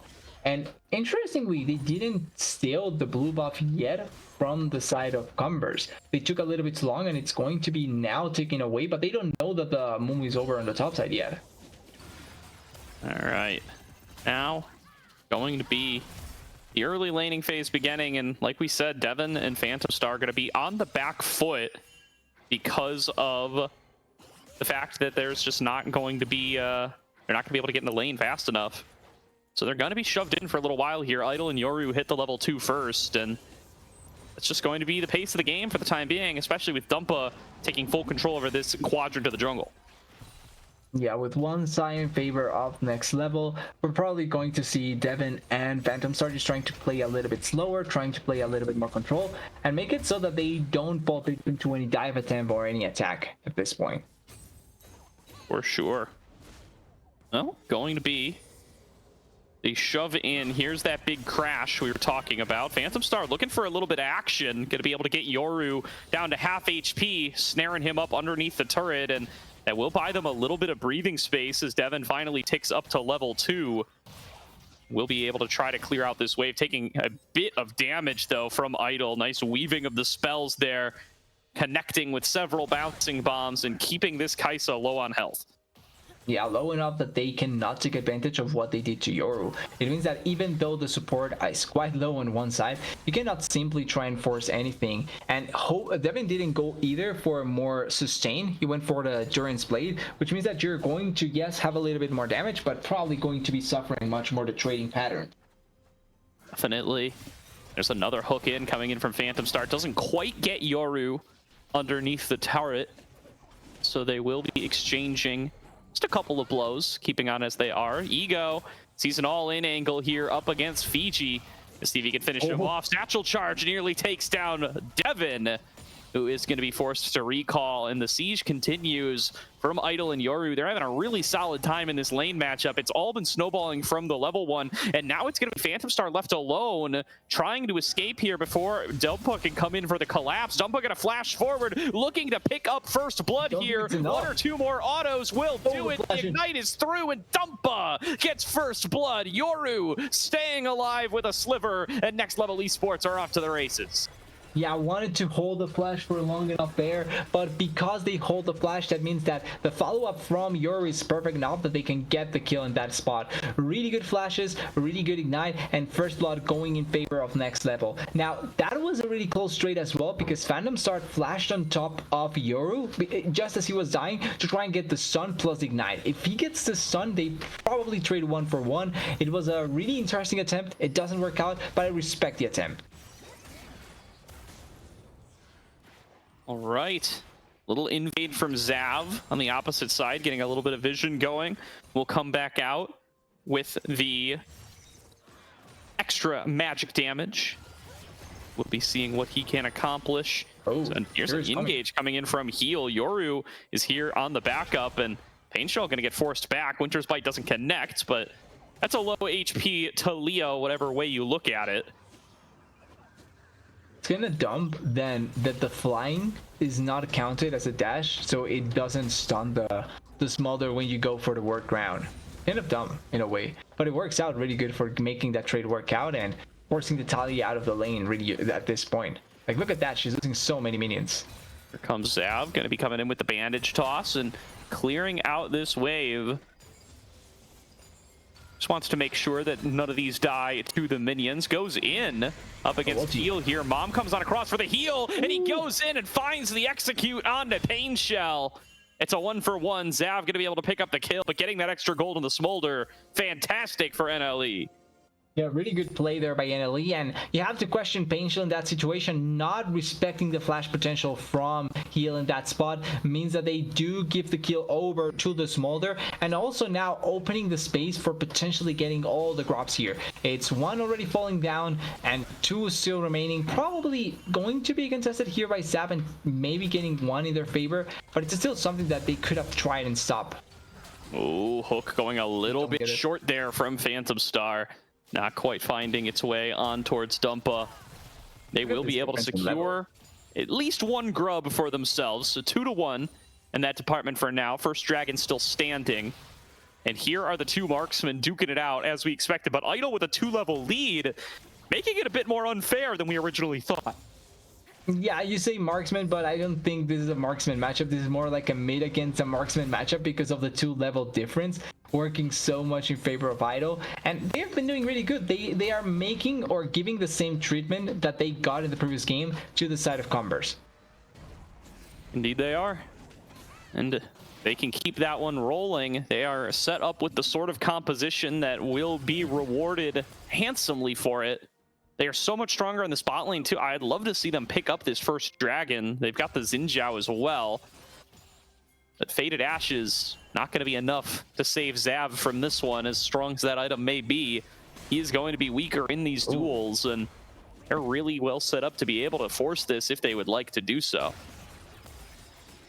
Yeah, they are trying to make the most out of the strength that they have. It's surprising that they haven't gone for the dragon like you're mentioning, but they are trying to make the most out of different things. Like maybe not collecting that objective, but going for other different objectives, like maybe trying to push this turret, maybe trying to get a little bit more gold into the 6, Devin almost eating another bomb. It's the small victories that do matter. Oh, ooh, good dodge by Devin up there. Ego going to throw down the Gnar, just trying to keep Fiji at bay. And Dumpa did just wrap around here and paid a little bit of a look towards the bottom lane for a potential dive, thought better of it, path back through the river, continuing on his jungle clear, and just not forcing the issue too much on this Xin Zhao. Still strong from having been able to pick up that kill earlier on, but yeah, Next Level Esports really not putting the pedal to the metal so much in this mid game as we get over here. Still waiting, see if they're going to be able to make any big moves towards these plates. If maybe the second grub spawn is going to be where they really want to try to index as many of their resources as possible. But slowly finding leads in both mid and bot lanes, so they're comfortable with where they're at. okay, Fiji just wants to push the wave. Well, he's dead. Yeah, Zav is going to find him here. He's out of mana. So this is going to be some free gold into the Amumu. Well, he's healing quite a bit, actually. Look at that. But I'm not sure if you want to flash, even if you stop this wave. Well, he's going to stop this wave, so it's not like they are going to make anything out of his death, thanks to this. But it is a kill to the Amumu, and he's close to reaching the point for his, what's called for his Liandry's, which can be a difference maker depending on if you're able to get a good combo and burn everyone up. Indeed.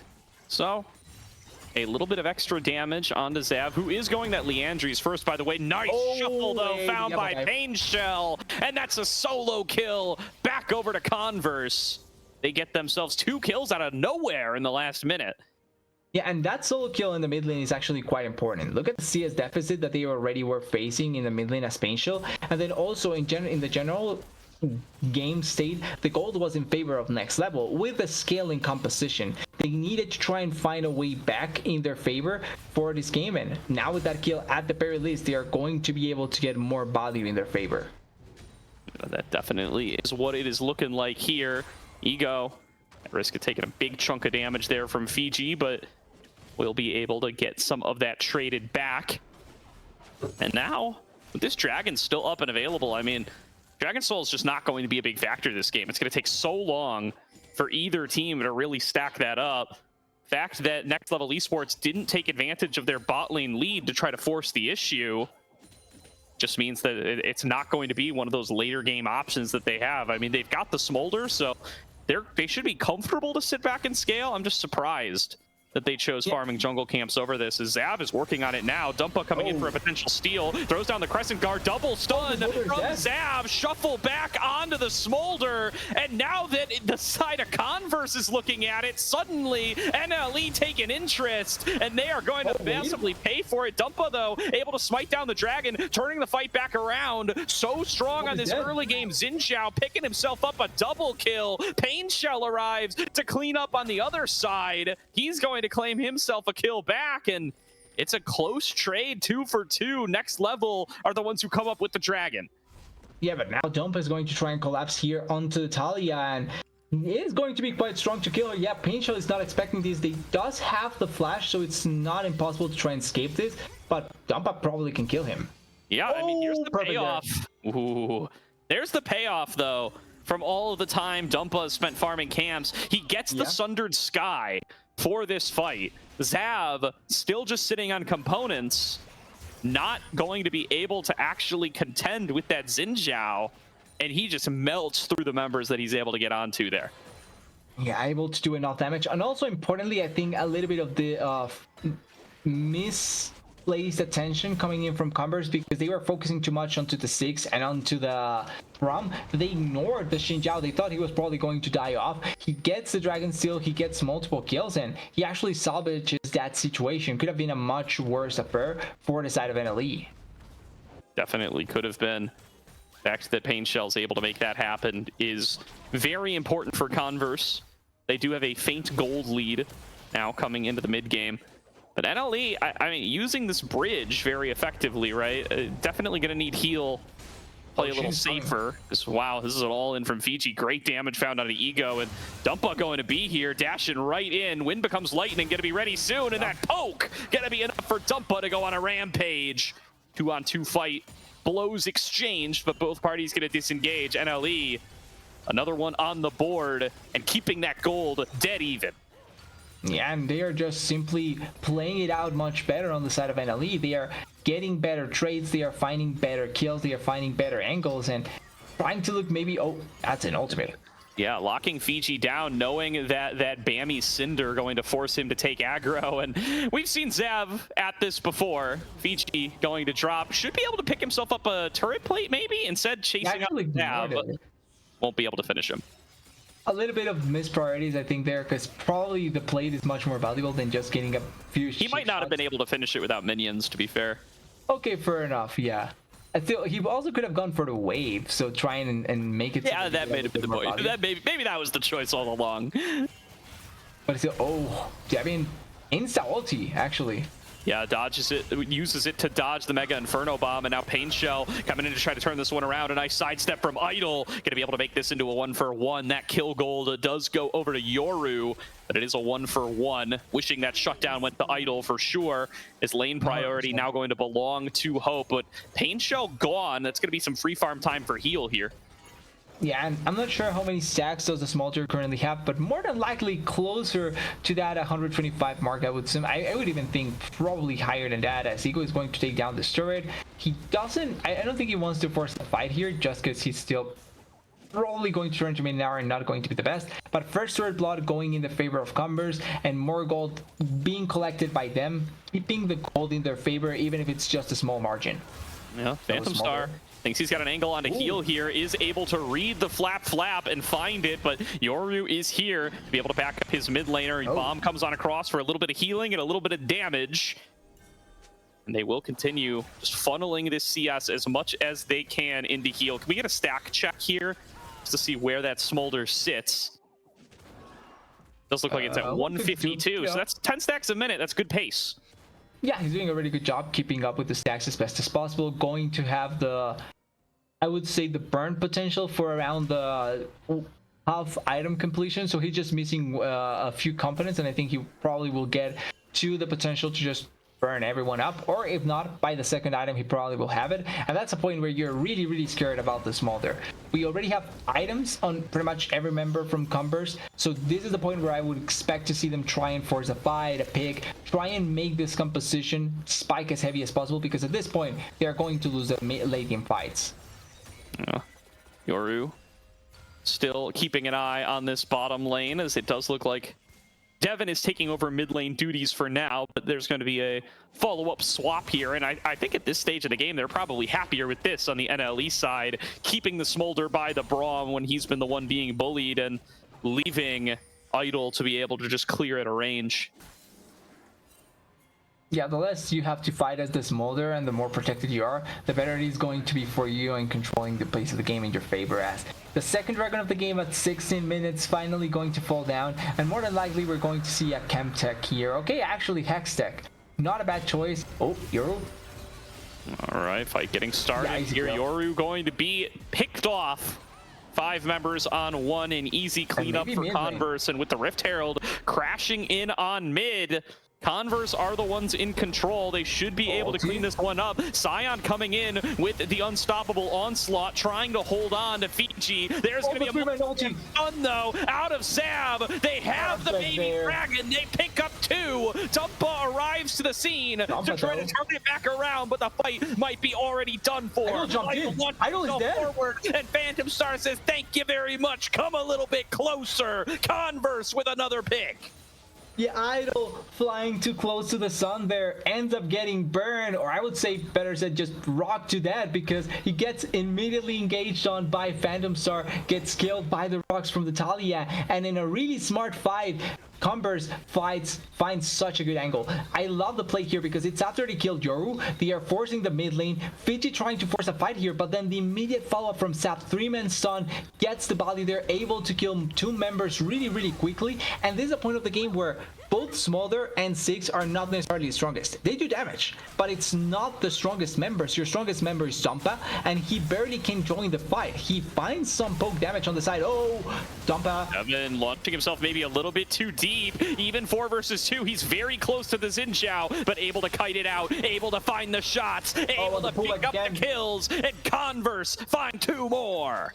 Yeah, and Converse has been making the plays around the map as, okay, they are going to lose mid lane, but finding the shutdown onto Dumpa as well in the process and getting another kill, this is really good for Converse. They are finding multiple avenues to just make it really be worth for them, as they are going to lose a mid lane turret, yes, but they already got the mid lane turret in their favor, and maybe they can collapse onto someone here. The Amumu's coming top side, Painshell is over here, and same for the Nautilus, so probably looking for a play here. Indeed. And now they're going to need to be able to make some of these picks happen. Here comes Painshell. He's the one being focused. Yeah, he has got the shutdown, and they want to give it over to heal. Oh, it goes to Fiji. Bammy Cinder betrays another. Oh, and Zav maybe collapsing. He has no flash. Yeah, don't finding his way onto Zav here. Nowhere left to roam away. Phantom Star forced to watch over the wall. Throws down the depth charge, but that's not going to save anybody. Yoru gets the kill. Now it's Devin trying to force a play on the Idol. He cannot go. All right, there's going to be the jump away with the satchel charge. Devin right back to working on the turret the way that he was. Fiji doing the same on the top side. This gold is staying pretty close for as Converse favored as the last couple of fights have gone. Yeah, but it's a turret for turret, even though they lose both 2 members, so it keeps the gold close enough. But they do lose the turret in the bot lane, and it's also going to be the Nart trying to push a little bit more to try and get some more body down there, as maybe he gets collapsed actually here. Dumpa is trying to move down there, and he's just getting watched by Phantom Star. All right, fighting on off. Ego, at risk of getting spotted, going to go through the portal. Will be able to regroup with the rest of his team that way. And they are setting on up now. 90 seconds to go on this next dragon. Next level esports up 2-0 in that department. And you can't help but think, what if they had been stacking this a little bit earlier, TDS? Imagine. Imagine if they were at Soul point pretty much here, or at Soul at this point of the game. That would have been a little bit scary for Converse having to force themselves to fight it, but it also means that the longer the game goes for NLE, it means that they will have the opportunity to get a dragon and fight for a dragon, which is going to be quite a valuable objective. And they also already have two, so it's not like it's impossible for them to try and threaten a Soul later on if the game gets to that point. I feel like the ones that have to push the issue more here have to be Converse. They are reaching 2 items on the Kai'Sa. I think at this back she's going to get the second item. 2.5 on the Talia, 2 on the Gnar, 2 on the Mumu. This is the point where if you don't force here and make a play around an objective and force a fight, that's going to be really scary for the later stages. It definitely could be. The Baron is what both these teams are looking at now. It's going to be Ego finding its way into Mega, throwing out some boulders, but not going to be able to find much of any purchase to actually get a fight started. Control over this river is crucial, though, with the Baron up and available. Converse dedicating many resources towards it. The Dragon going to be spawning here soon. Do NLE want to prioritize it? It could risk them the Dragon, or could risk them the Baron, rather. Yoru getting spotted, throws down the Glacial Fissure, but he is caught out, and he will be picked off. Devin, the one who finishes that kill off, and with a numbers advantage, Converse might just start up the Baron. Yeah, Dragon is dying in the process, but they immediately see the chance to go for the Baron, and I think it makes sense. You have no control over bot side, so probably Dragon is not a choice. And in the same vein, NLE decides that they don't want to go for trying to stop this Baron. They know that they have no way to walk in, so they immediately decide, it's fine, we walk on the other side and try and stop it as... Ooh, I think they can stop this. Yeah, yep. Riptide finds its way over the wall. Idol is spotted by Devin, but Devin's gonna have to be careful. Dumpa showing up to back up his bot laner. They are gonna be able to flash forward and find the execute, but that's no escape left. Now the focus on towards Fiji on the opposite side. Devin going to end up dropping down to Dumpa, shut down gold to the Xin Zhao. Fiji falls on the opposite side. Will turn some punches to Phantom Star, but not enough to stick. Dumpa. Can he take this whole turret? I don't know if he has the wave. No, it's not enough to be able to take it down. So it's a kill. So it's 2 kills. Oh, Ego. All right, pick being found onto Ego, jumping on away over the wall. That will be enough to make him safe. Oh. Pain Shell has come in off the Weaver's wall, but doesn't have a target to flick back in with the seismic shove. Converse have to let those fish go. Yeah, and they have to protect their turrets now. They are going to try and push a little bit of the waves. So even though they did get the Baron buff, it actually hasn't been as valuable as possible because they've been way too late to try and make the Baron buff push into waves. Like, they just now are crushing mid, are crushing bot. They are trying to push it at this point. And because Devin also lost his Baron buff, he has to be with someone else to make the most out of it. So they are going to take a little bit longer before they actually can find some value out of these Baron buffs. They are going to take a while as Converse grouping up the whole team. They're going to try to pull on in Yoru, and they think they have the pick. They're going to be able to finish him off. You managed to make that Braum pay, and now grouping up together, bottom side. There's still a minion left. In for this inner turret, they should be able to pick it up. Mid lane still going to be the focus on the opposite side. Idol and Dumpa making a beeline for the mid lane inner, and they don't have the wave to finish off bot lane. The timing's a little bit off. They've got the execute from the satchel charge. Ooh. Inner turret is finished first by Next Level Esports, and it looks like they will be able to get out of here. Ego finally able to finish it off on the other side. Yeah, it's going to be turret for turret. They have the portals to escape, so it's not like they are going to find any. Actually, Amumu's coming on the side. Maybe he can find Idol here, but they don't know enough if they can commit or not. Yoru has been picked off consistently, but it's not like, oh, Dumpa.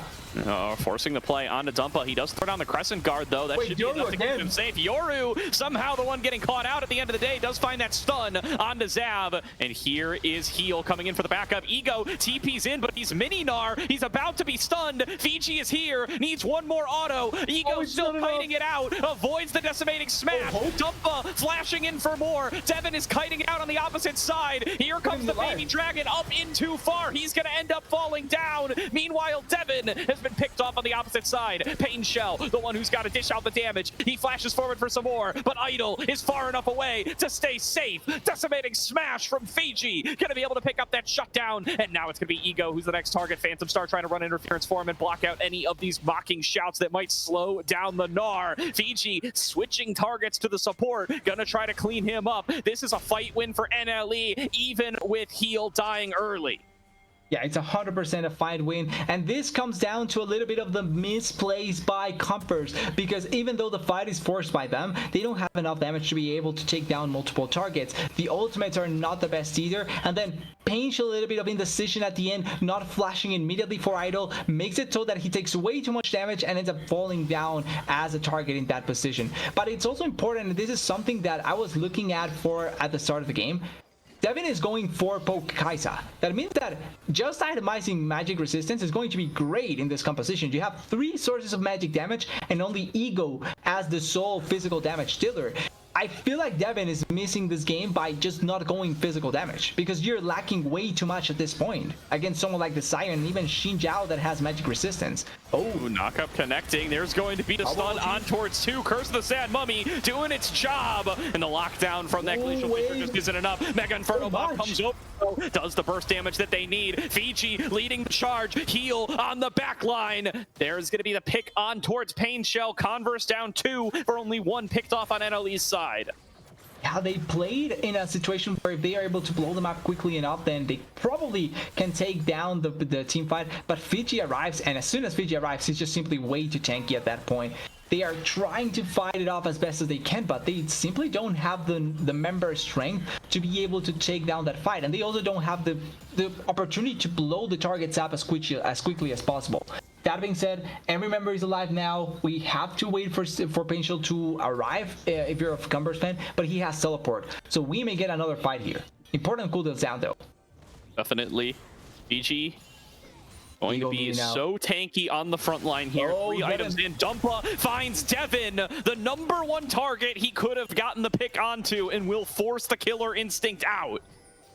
Yeah, immediately Killer Instinct out. He does still keep the flash, which is important, but Ego also has Mininar here. He already went through the Meganar phase, so he has to wait until he can finally find it again. Oh, BG. Ooh, a little bit further from Zav. Okay, he may end up regretting that. They're able to melt him down. Heal's the one who gets the execute. He's online on the Smolder, coming in on the flank with the flap, keeping them in place. Ego with a big Gnar, back in the wall, making a stand alongside Devin, but the lack of ultimate makes its price paid. Heal's able to find his way onto the critical targets. He cleans up 3 in the fight. It's an ace. The next level esports.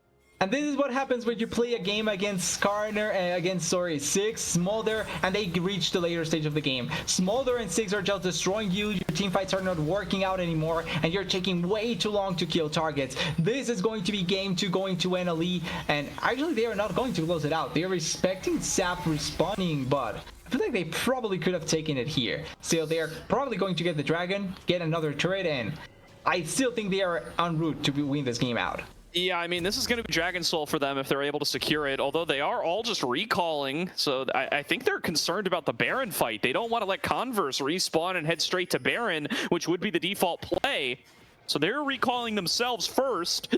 They actually ended the recall from Heal. He's going to work onto the Dragon solo. Some dragon-on-dragon violence there as Converse now starting off onto the Baron. So Kai's is over here as well. Yeah, the Smolder is not going to arrive on time. He's got to give it up. He has no teleport. Yep.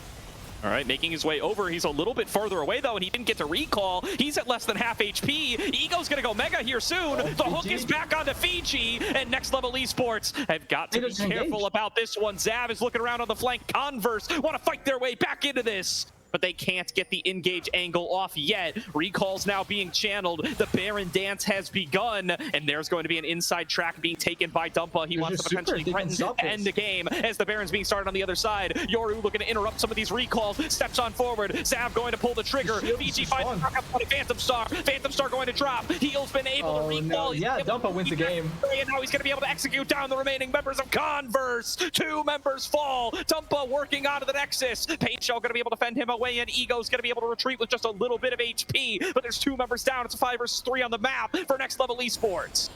Yeah, now the Baron buff is left in touch for the side of NLE to go for it. They actually don't even care about the Baron. They are going immediately for the Dragon. They did what they needed to. They played the 2 fronts in that position, and it means that they get an extra turret, and they also get the Dragon Soul. Everything is going NLE favor, and this is just by virtue of their composition. At this point in the game, their comp is just simply superior in any way. Now working on that dragon, they do finally secure themselves the soul. Hex Tech Soul secured for Next Level Esports. Another advantage in their pocket. And set up to potentially end this game.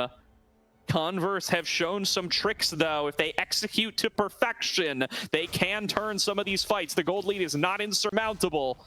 It's the comp difference that is the concern, but picking off heal changes that in very quick form. Yeah, they have to get a perfect pick on either heal or idle. But I just, looking at it, it simply feels like it's not going to work out that way. Again, it has to be a perfect pick, and even then, it doesn't secure them the game. It just buys them enough time. Ooh, that could have been it, though. Definitely could have been.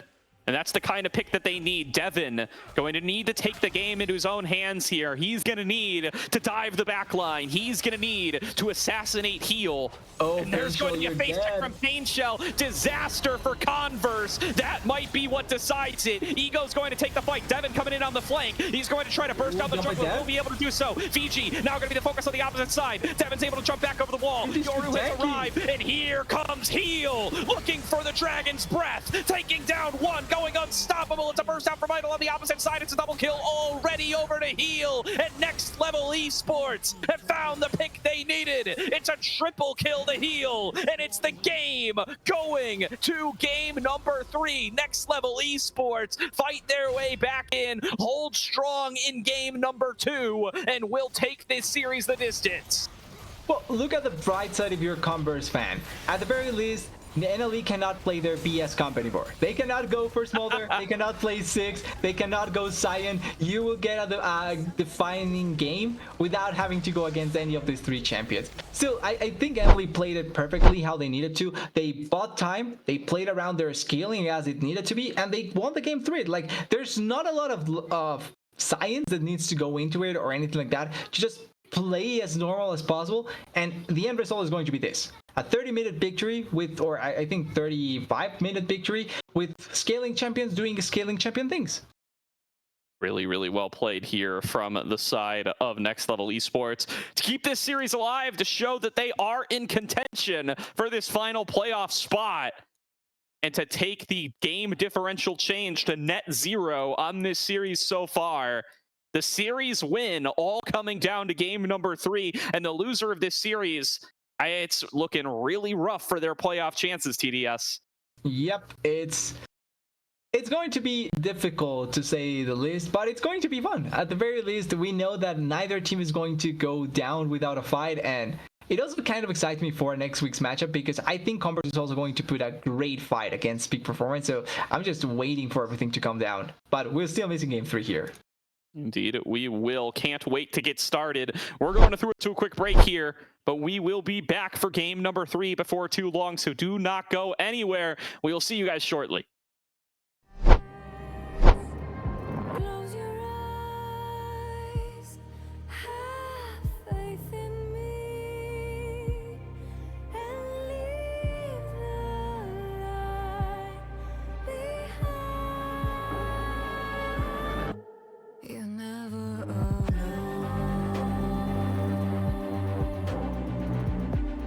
Whenever it's cold, let the shadows take hold.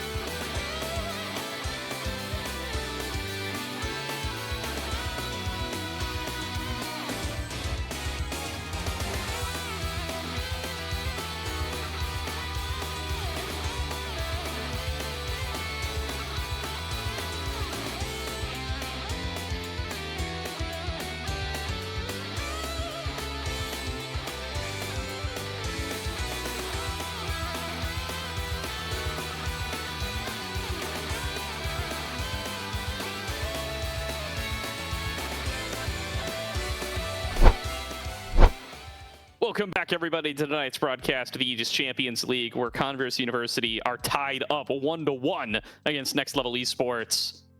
The bans already underway here. We don't have the Game 2 Fearless bans up. We'll get those up here soon.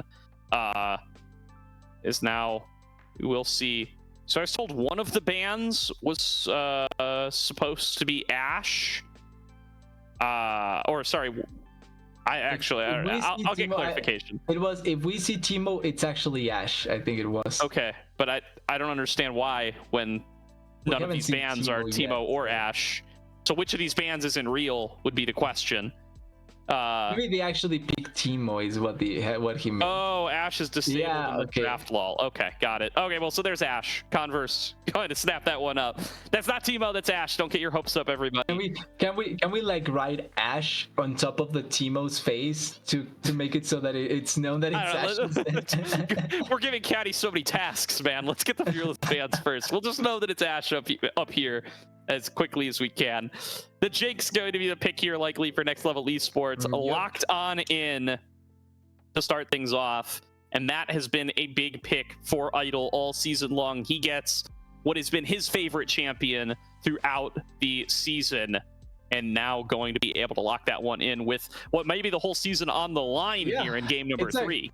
It's a game, or pretty much a season-defining pick here, because like you're mentioning, if NLE loses here, they may be out of playoff contention, obviously pending results, but it's important to go all out in this match for NLE. As Rek'Sai also gets picked, it was banned in the previous game, so makes sense that they are going to try and opt into it in this game, as Galio getting hovered, Galio getting picked, and Jarvan, so they are going for the Galio-Jarvan combo. I would think they are going to go for something in the top lane to follow up on it, maybe a Rumble, but all around they have a lot of control, and potential to lock down someone like the Jinx is quite important. Even with the Thresh on the side, I would think Tahm Kench could be also an option, but even with a champion that can salvage the Jinx like that, having a lot of lockdown is really, really important. Definitely is. The Thresh going to be there to try to keep that Jinx safe, but yeah, that lockdown definitely going to be very valuable here for the side of Converse. Pain Shell going to be an experienced Galio player, although he hasn't brought it much out this season. It will be interesting to see how he's going to be able to pilot that one. Jarvan for Zab, a pick I called out last game, now going to come on through with a lot of his pool taken off the board. And now they're looking at trying to deny Ego some of his carry options in the top lane, knowing that the Galio may be going to be a little bit lower in the damage department. Yeah, they're looking to try and maybe have the Ash be one of the soul damage dealers potentially, but we have to wait and see what the rest of the comp ends up looking like at. That's why I think that Rumble may end up being the option, thanks to these two champions that are already picked. But looking at the bans from the side of NLE and Converse, I think the Sylas makes a lot of sense here. The Jax also understandable for top lane. Probably a Camille could be an option as well. Also mixes well with the Galio Jarvan. Aatrox could be another option in terms of the amount of damage that you want to deal. I think Renekton as well, even though I'm not a huge fan of the Renekton. Point and click CC to follow up on a Jarvan, Cataclysm, and a Galio ultimate is always great to have. And if you're able to walk into a target like the Jinx that is slow and mobile, you're going to be able to find a lot of value. But we're reaching now the final 4 picks. I can see them opting for a safe mage here, maybe something like an Asir if you want to have some push away, or actually thinking about it, I'm not sure what else mid laners can they go for. Maybe a Tristana to fight against the Galio. That could be an option here if they want to. The Akali, a spicy pick. Aggressive. I like if they want it here for heal, and it will be locked in. It's not the first time he's played Akali. He did play it against peak performers last week. That was a loss. We will see how they're going to be able to pilot it in this Galio. Yeah, I mean, against Galio, that's a rough. Oh boy, the Pike is up. Phantom Star is a big Pike fan. He could snap that one up for himself here. He's had it banned against him. So consistently all season long, and now a chance to lock it in with it all on the line here for Converse. It's going to be locked up. The Renekton, I mean, this is going to really limit their scaling options. They're going to need to start winning this game and keep winning this game. It is a mid-game spiking composition. They will not be able to challenge this Jinx in the late game with this comp. No, it's either we lock down the Jinx and we kill her, or everything is in vain. Like, this is a composition where you either blow them up in 5 seconds, or or you die in the process. And I can respect that from Converse, but as someone that bet on Converse qualifying for playoffs, this greatly diminishes my chances of being right. As the last pick potentially looking to be the Ornn, so the Rexy could end up going into the jungle. I'm not against it, but the Ornn here does mean that you will have a little bit more room as a reaction to maybe control the lane better. Definitely. It's now Ornn to finish things off and to fully cement this as a scaling comp for Next Level Esports. It is again a big bridge champion picked here for Dumpa. He is going to need to navigate them through this early game on the Rek'Sai. He is going to need to give them space to be able to play. Whoa. Everything right. is dying. It's okay. Oh, well, we got Ashe back. Hell yeah. That's good to hear. Okay, you know what? Yeah, worked out for us. We'll remember the bans probably. But this is kind of reminiscent of the previous game composition. This is a mid-game comp, 1.5 items power spike to a late-game comp. Like 2-3 items and you're trying to, or sorry, 3 to 4 items and you're trying to play off of that late game. The main point that I worry about is having this Jinx and Akali. Because the Akali actually gets quite messed up by the Galio because of the range of the taunt in the Shroud. And then also the ultimate has a big enough range that it messes up the jumping potential from the Akali. And then the other thing is the Jinx. Yes, she has a Thresh to back her up with the Lantern, but the slow and mobile carry, if she gets collapsed on by either the Jarvan, the Galio, the Pyke, or the Renekton, can get killed really effectively. So it's something to worry about if you're in LE, but if you reach that 30+ minute mark, you have great opportunity to make this game work out because you have great scaling champions. Definitely do. Hopefully they've been able to get in a draft in a timely manner this time around. Everybody gearing up for what is going to be perhaps their most important match of the season here, right? I mean, it's not unlikely that we finish off the season on Monday and whoever loses this match ends up looking back here and thinking, man, if we had won this, we would be in playoffs. And that is going to hurt if it's the case. So all coming down to this matchup, Converse versus Next Level Esports, for who gets to play at least 2 to 3 more series after Monday is done and said and done with. Yeah, who gets to be a little bit longer here and who gets to be shown more in the ACL. And for these players, I hope, or at the very least, I want to see them play their best that they can in this potential last game, because I feel like both teams have been doing really good. Like both games have been competitive until a certain degree. Both games have had both teams trying as best as possible to win it out. Yes, there's been mistakes, but they've been doing really good things in general. And I think, or at the very least, I hope that they can perform in this last game as well. Absolutely. And now going to be what has been the culmination of this whole night. And I really want to look towards the bot lane again. Idle clutching up in some serious moments towards the end and having a solid laning phase in game number 2. But Devin and Phantom Star so dominant in that first game. Very curious to see who's going to be able to take the advantage here, because if Idle gets rolling, I think he's going to be the most impactful champion in this game. Yep. He's got a really solid ability to be able to keep himself safe between Fiji and Yoru.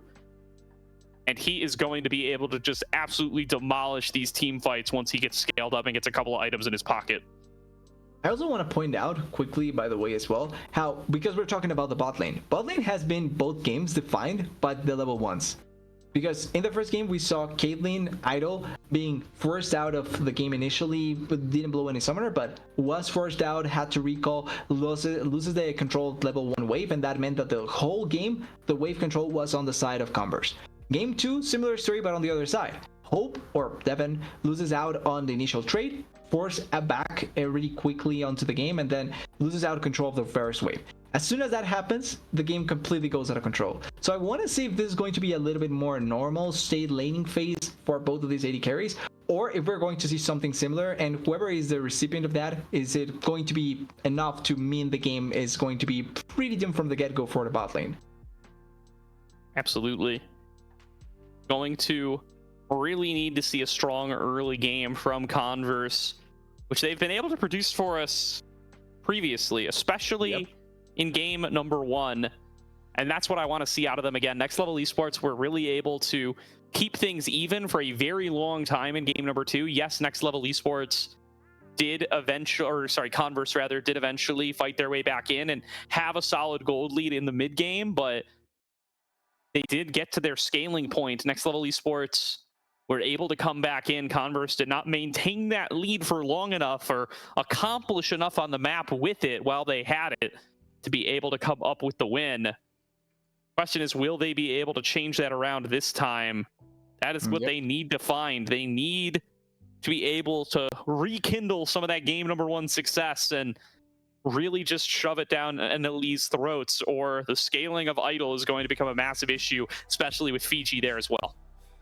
Also, technically speaking, I think 3 games, if Next Level wins this one, 3 games would have been defined by who wins the late game, right? Like the scaling comp would have won the game if Next Level wins this one. So kind of an interesting thing to take away. Kind of unlucky if Converse ends up suffering because of that as well. But it's something that I feel like teams are realizing, how scaling, if played right, can be really, really strong. And I think that with the takeaway, with taking away the strength of some of the 80 carries early on, and also how they've been able to play around how major strength is also early on, I just feel like if you go scaling, that's going to be perfectly strong for you, and you can find so much value in general. You really can.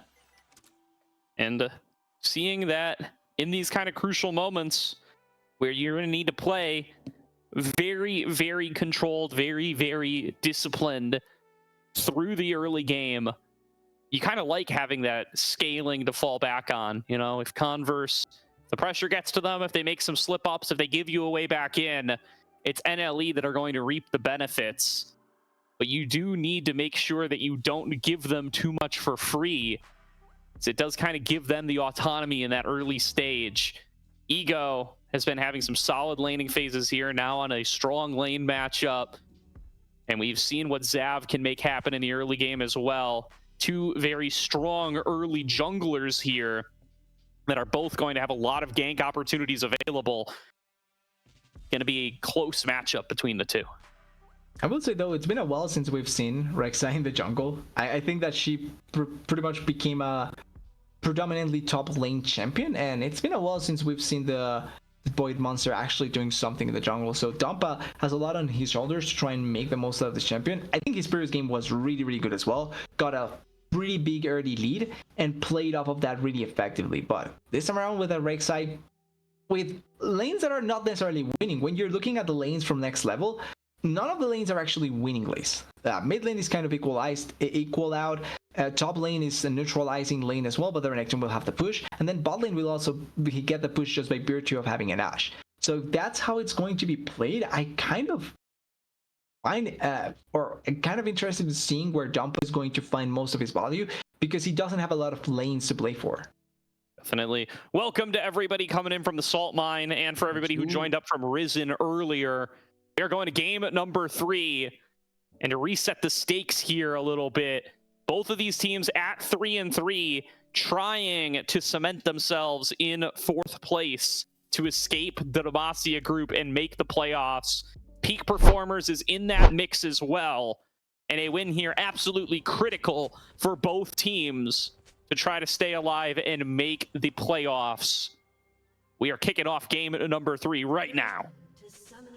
In mid star, it's going to be a 5-point, no 5-man bait or 5-man attempt anywhere. So it's going to be a normal game, I think, for the first time in the first few minutes of the game. Does look like that. And now, starting on off, looking like it is going to be a spread from both squads. Converse, the ones who have the stronger early comp for certain, but not going to group up and try to force anything quite yet. Yep, trying to make something, well, actually not even make something, just waiting to see if maybe something will happen, holding on the side, getting a little bit of vision control just in case. Actually, wait, late invade. Late invade, moving through the bottom side, Zav, Phantom Star, and Devin. A very strong trio here. If they're able to find anybody, they are certainly going to be favored in that skirmish. They're going to try to stake their claim over the bottom side, knowing that they're already going to be strong top, wanting to make sure to keep Idle behind. This is a good way to do it. Yeah, exactly. And okay, I was going to mention how Jarvan wasn't spotted yet. Oh, they blow immediately Idle's flash. Okay, Nice. That's a good way to start if you want to play Pyke in the bot lane. They also don't know that the Jarvan is there because the Vision Birdie spot him. So actually going to have that sort of a small lead there. Oh, Phantom Star. Nice hook there from Yoru, but Phantom Star will just be able to slip back into the bushes and regen most of it with his Pyke passive. No harm, no foul there for the Converse bot lane, and Idle going to be on the back foot already. A quick set of camps cleared out by Zav as he moves down towards his own side, and doesn't look like a response has been mustered from Dumpa yet. He's working on his own red buff, and it doesn't look like he's going to try to cross map, nor does he have a good opportunity to do so. Yoru taking a lot of damage off the back of that harpoon, and already Converse off to the races. Yeah, this is a great start for the Converse bot lane, and we were talking about this. This is the first time we've actually had an opportunity to have a normal start to the bot lane, and immediately it was Idle blowing flash, and also you're forcing a trade where he blows flash as well. So really good trades in general, really good start, and trying to make it so that they barely can play the game. Yeah, nice trade there from Pain Shell. Another player to keep an eye on in this game, on a first-time pick for him this season in the Galio, but has been a really solid performer for Converse all series long. Now here comes moving from Dumpa. The hook connects onto Devin, and this should be first blood for Next Level Esports. Idle, despite being set behind, comes up with the advantage. A beautiful snag from Yoru. Yeah, and a tremendous mistake by Devin. The man that has been consistently good for the team makes a big mistake here. That is an egregious mistake by Devin, and it's not only because of the hook, but they saw Dumpa. They threw a hawk shot on the direction where Dumpa was, so they 100% knew where Dumpa was, and they still played around that side, gets hooked, and now maybe another gank here. Yeah, the aftershock going to keep Pain Shell healthy for now. He will be able to walk away from this, but yeah, you're completely right there, TDS. You can play aggro even after seeing Dumpa, but you need to flash that death sentence. And Devin going down here. That's another death sentence connecting here. A flay out of the Phantom Undertow. Devin is forced to flash as well. Or rather, Phantom Star is forced to flash as well. And Next Level Esports, Yoru on this Thresh, showing up big. Yeah, and also, just quickly, because you're not taking the cleanse here as the Ashe, you have to be even more respectful about any hook that comes through. So that is just extra for the side of Devin. But so far, Yoru, this is a pick that you have to play if you're really, really confident. And it's showing why you're confident about the pick here, especially with those hooks, with how they are committing and how they are playing around it, as they are trying to set up a trap in the bot side. Ooh, Pain Shell is fine. Oh, Dumpa flashing forward, trying to force it, going to be trading with Pain Shell. That summoner spell. Gotta watch out though. Heal could be able to make this happen. Connects the shuriken flip. Doesn't want to follow it forward. The Lee Syndrome will not be claiming heal as a victim this time. He'll be able to disengage. But you know, Yoru on this Thresh, this has been a big pick for him all season long. It's his second most played. He's gotten 4 games of it. Draws more bans on it than anything else. And showing why this game, really solid performance from him so far. Up against one of Phantom Star's most dangerous pocket picks in the Pyke.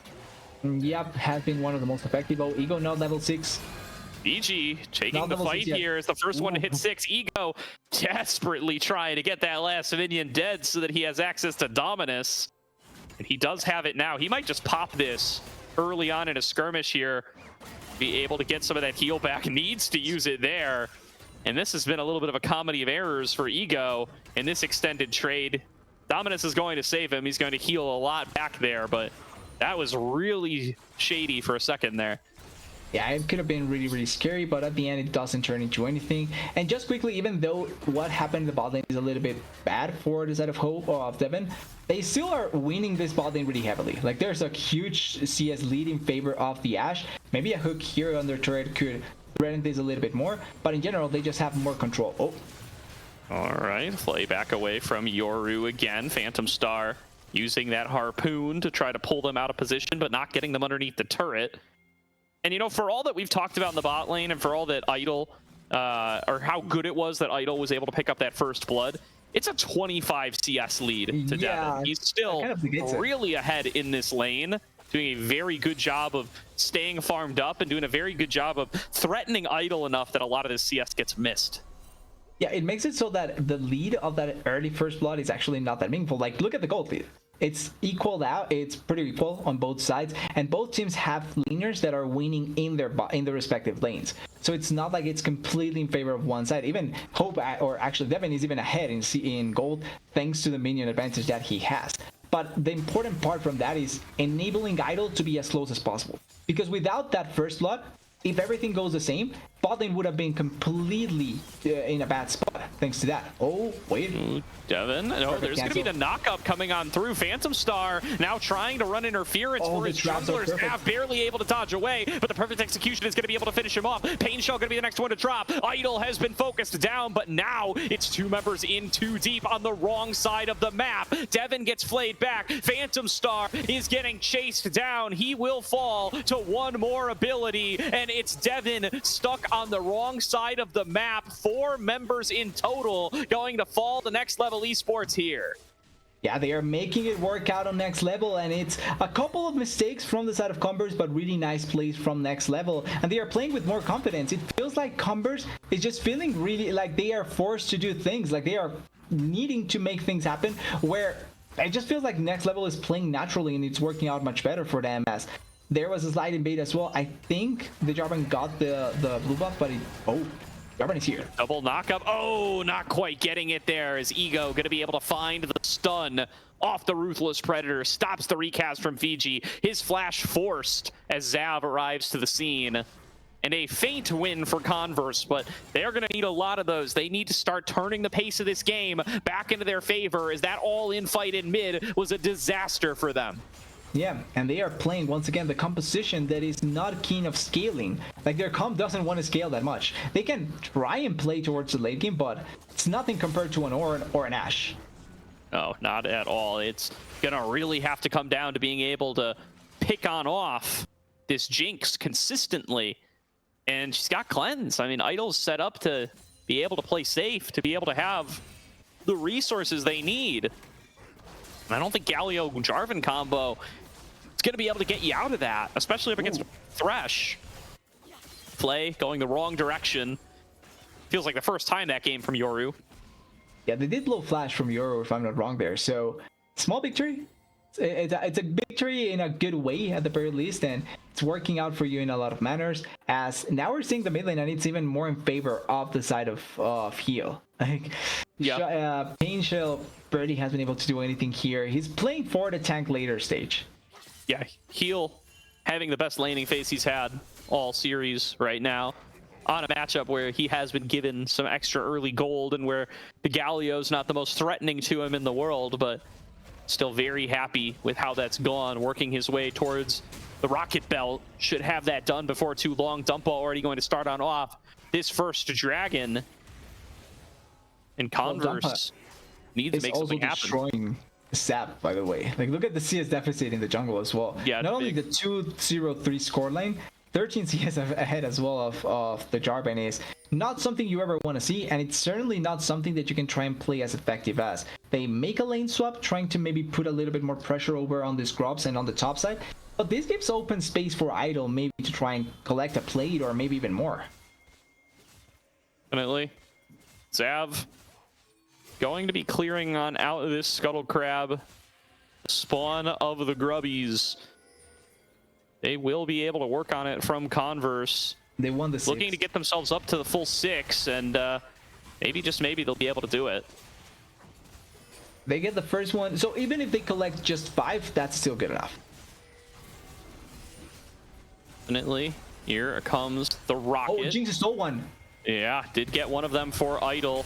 Now Dumpa. going to be going in for the hook. Yoru going to be able to connect that on a Zap. Doesn't get the flay back in. Fiji lands the knockup on Dumpa's the dead. key target, but they do manage to focus down Dumpa before Idol's really able to get involved. Ego is able to completely zone away the carry, but now what can Heal get Ego done? doesn't do Already anything, cleaning up though. 1 kill, making it a second. Ego turning it back on. Oh, the hook is perfect. Connects onto Devin again. Yoru setting up for a potential fight win here for Next Level Esports. They take down another. Now it's got to be Pain Shell trying to disengage. Idol forced out of the fight the whole way through. A flash away from the hook from Pain Shell, and Ego not giving up on the fight, getting another Ego knockup, gets it. getting another slice and dice, calling the Meek yet again. 4 kills, back on over to Converse.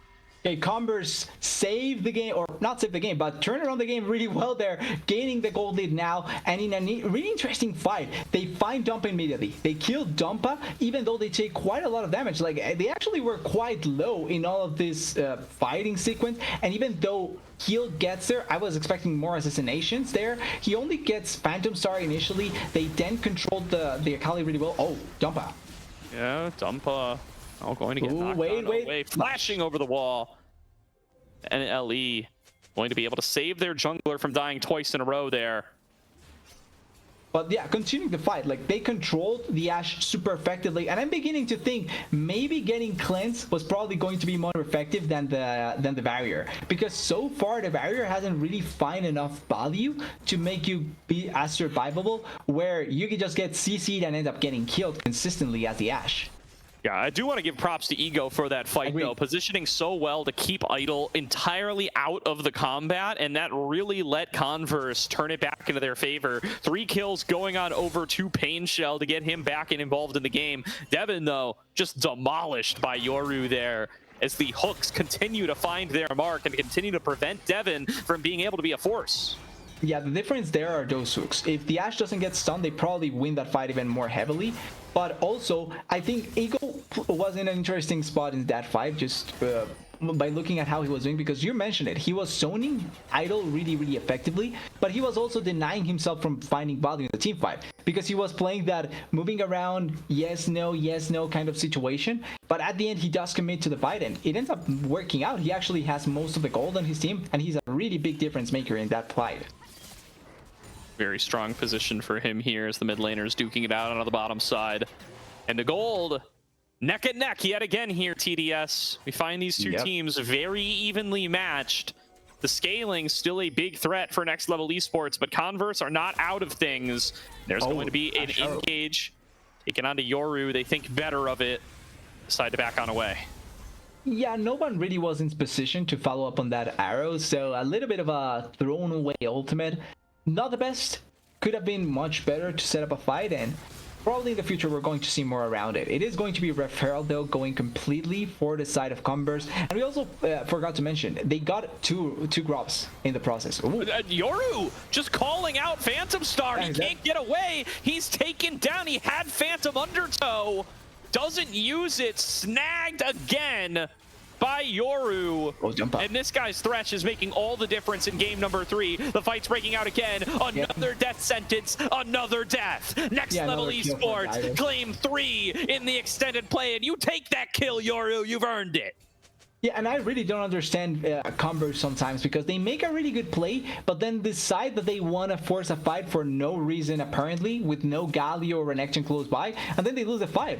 1 kill for Idol, or actually I think 2 kills for Idol, a kill for Yoru at the end. He certainly deserves that, and then the game once again on its head in favor of NLE, and that means that they can keep pushing the tempo here. Maybe they get the mid lane turret though, but it's weird that they just make these decisions when they don't need to. Devin and Phantom Star having a rough game here. Just not giving that Thresh the respect that it needs. Getting picked off repeatedly, getting snagged by these hooks. The wasted ultimate there from Devin as well could have been useful in that fight. It's just a disaster. It's a complete crumbling from Converse in this game number 3. And they're going to need a reverse course so quickly if they're going to want to be able to come up with this series. Yeah, but now there is a dragon in the map. Probably will be something to look at for both teams. It's second dragon though, so probably not the biggest objective. But Phantom Star finding a harpoon, but not going to be able to chain it into the stun, and they don't have the members in place Jump by to be able to side. turn around the fight. Throwing down Rift Herald in mid, going to try to claim the outer, especially with Dragon up and available. Idol throws down the chompers. Those don't do anything to Shelly. They will be able to take down the outer. Arrow. Now moving their way Ooh. down. Arrow comes out. It goes wide. They find their way onto heal. Finds a little bit of damage onto Zeb. Wait, Phantom Star deep behind enemy gets lines. hit again. Snagged again. Yoru does not miss those. He claims another kill for heal. And Next Level Esports going to look to keep this fight going. Channeling a TP from Fiji. He's got Call of the Forge God available, and it's going to be coming through right away. Right onto Devin. Another hook. Another kill. Dumpa takes down that one. Pain Shell going to be focused down next. The turret is tanked up by Fiji all day long. Another hook for Yoru. Another kill to Next Level Esports. Idol going to drop down to the turret in trade. It's shut down. Go back over to Zab. But Next Level Esports with full control over the map. Yeah, they have complete control. They get another kill, and I honestly do not understand what the heck is Phantom Star doing, because that is just dying for the sake, for the heck of it. Like, there's no purpose, there's no use of that. He's just dying for the heck of it. And at the end, NLE is finding better advantages. They are making the most out of them, and they are simply finding more value in general. As maybe they can find a kill here. Here's the Nope, not redemption even that. arc. No, Not even that. All right. Phantom Star, he uses the Hail of Blades. He gets some of the damage. 1 and 9 between these two, the veteran duo in the bottom lane. And Converse not being able to find the laning phase that they wanted on this aggressive Pyke pick. It's been so impactful here. It's just completely left them without direction. They needed that lead. Yeah.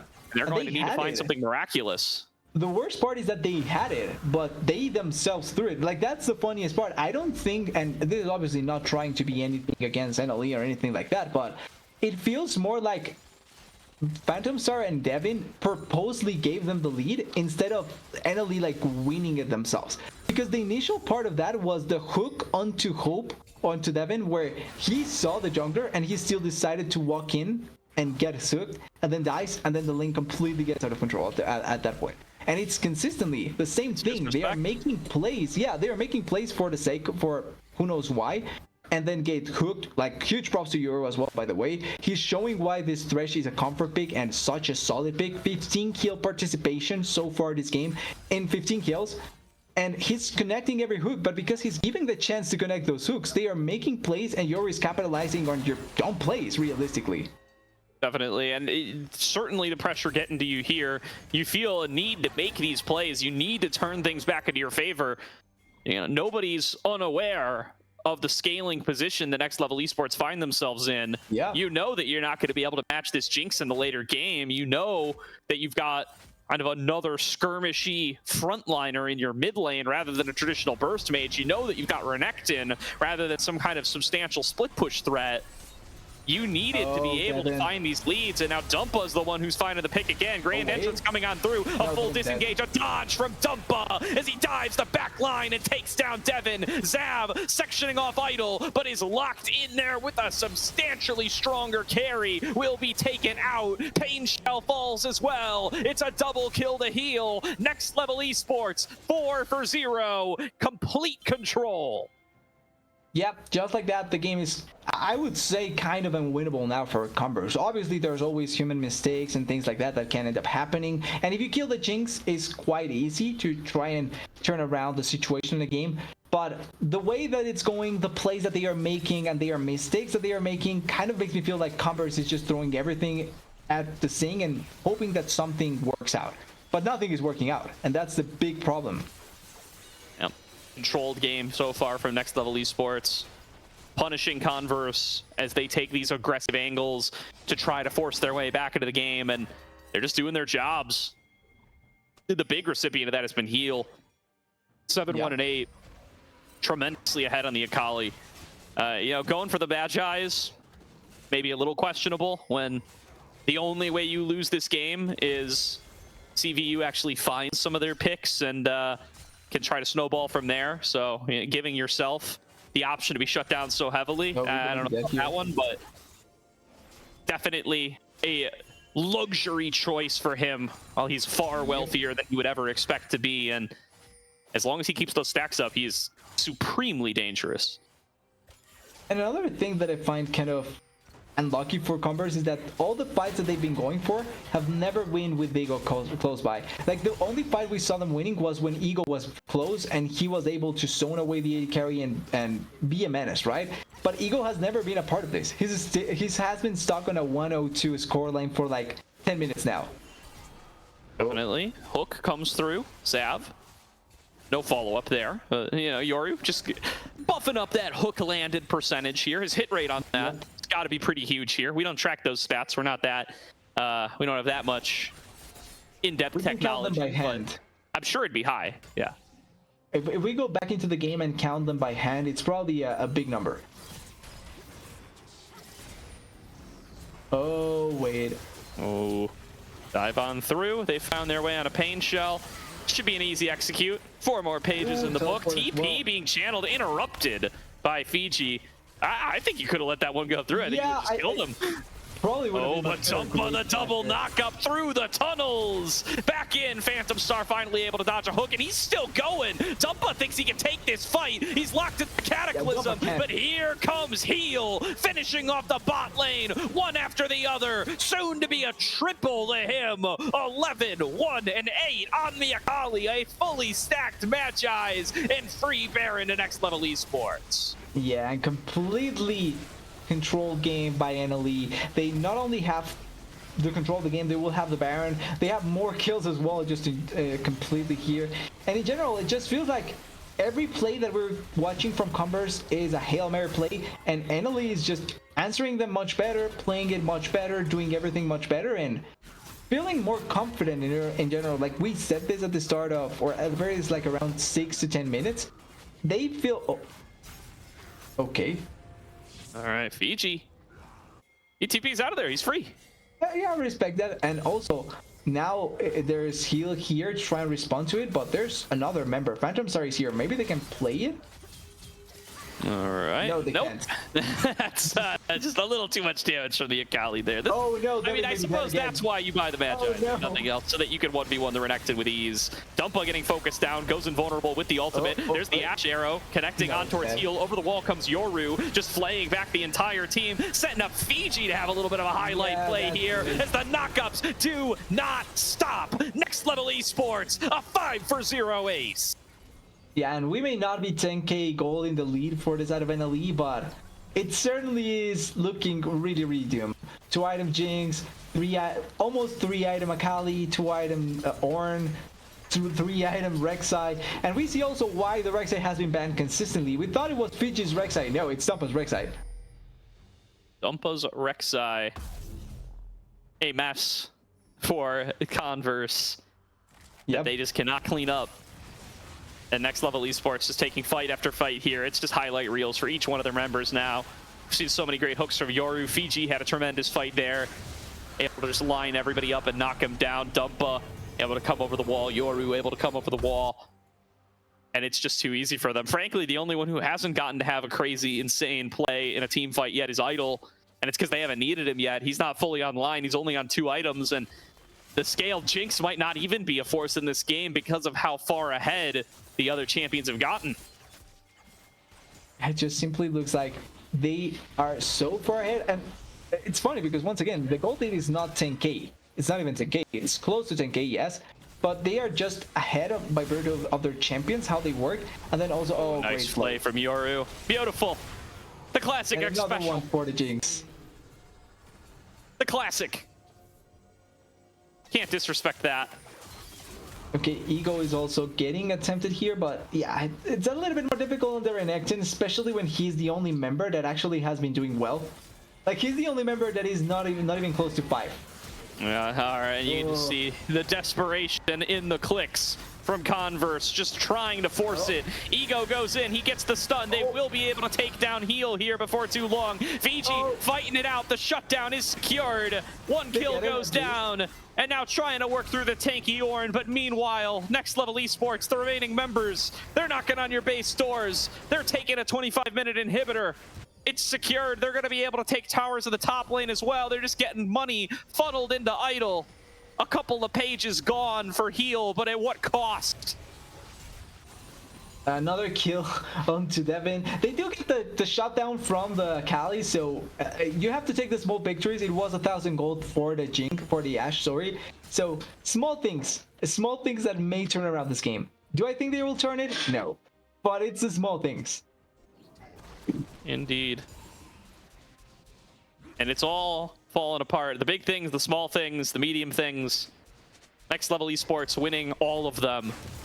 And they are going to be the ones, almost certainly, who are looking at a potential playoff spot here. They have lost the head-to-head to Peak performers. So funny enough here, they're going to become Converse's biggest fans coming into the Monday game.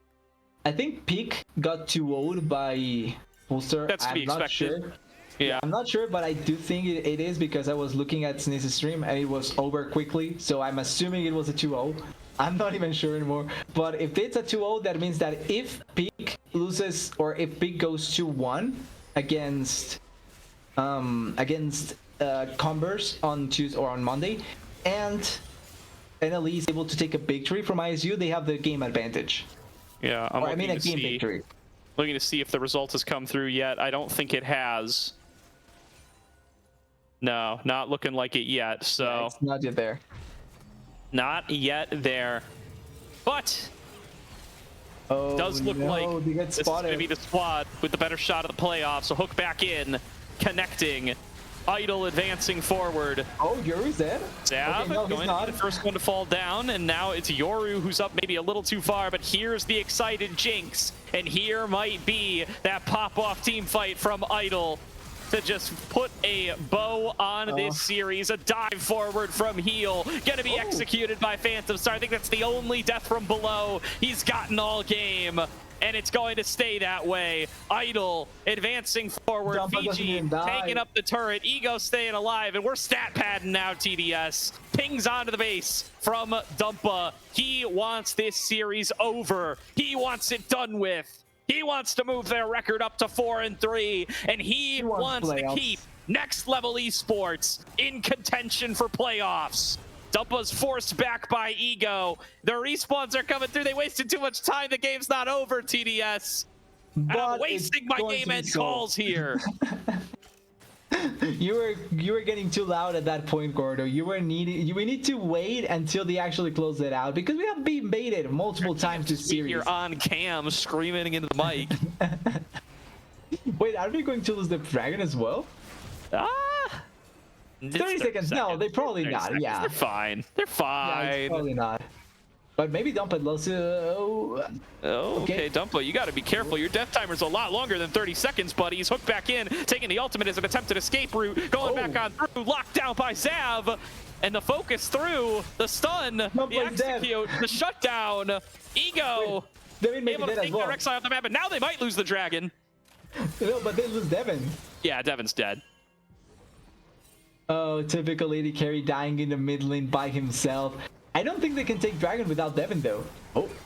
Maybe not. Hook onto Zav, focusing him down. Oh, no. It's another hook from Yoru. Oh, wait. It's exactly as it's been all game long. Idol trying to kite this one back out. Death Sentence going to be able to buy him some space. No. Up against Ego. Shutdown secured by Heal.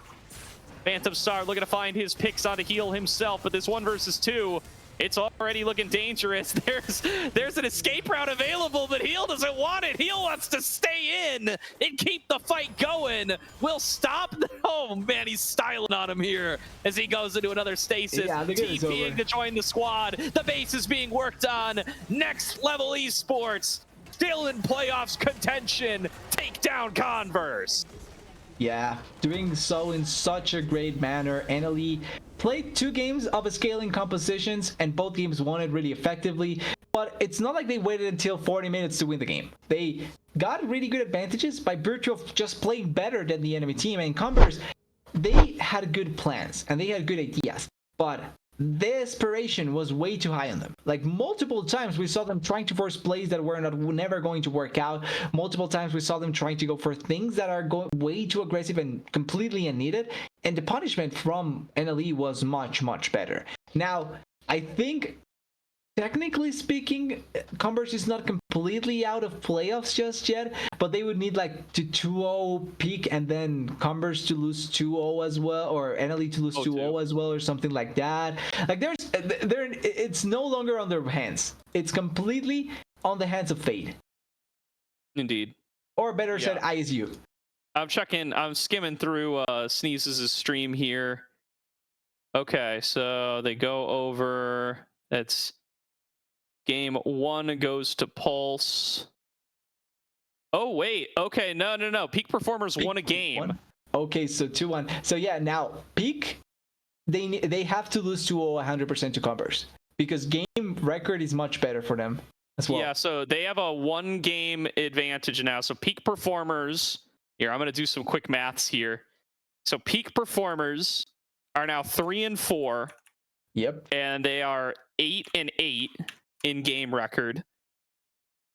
Converse, we're going to leave them out. Next Level Esports, fresh off their win, they're now 4-3. 4-3. They are now 9-7 in their game record.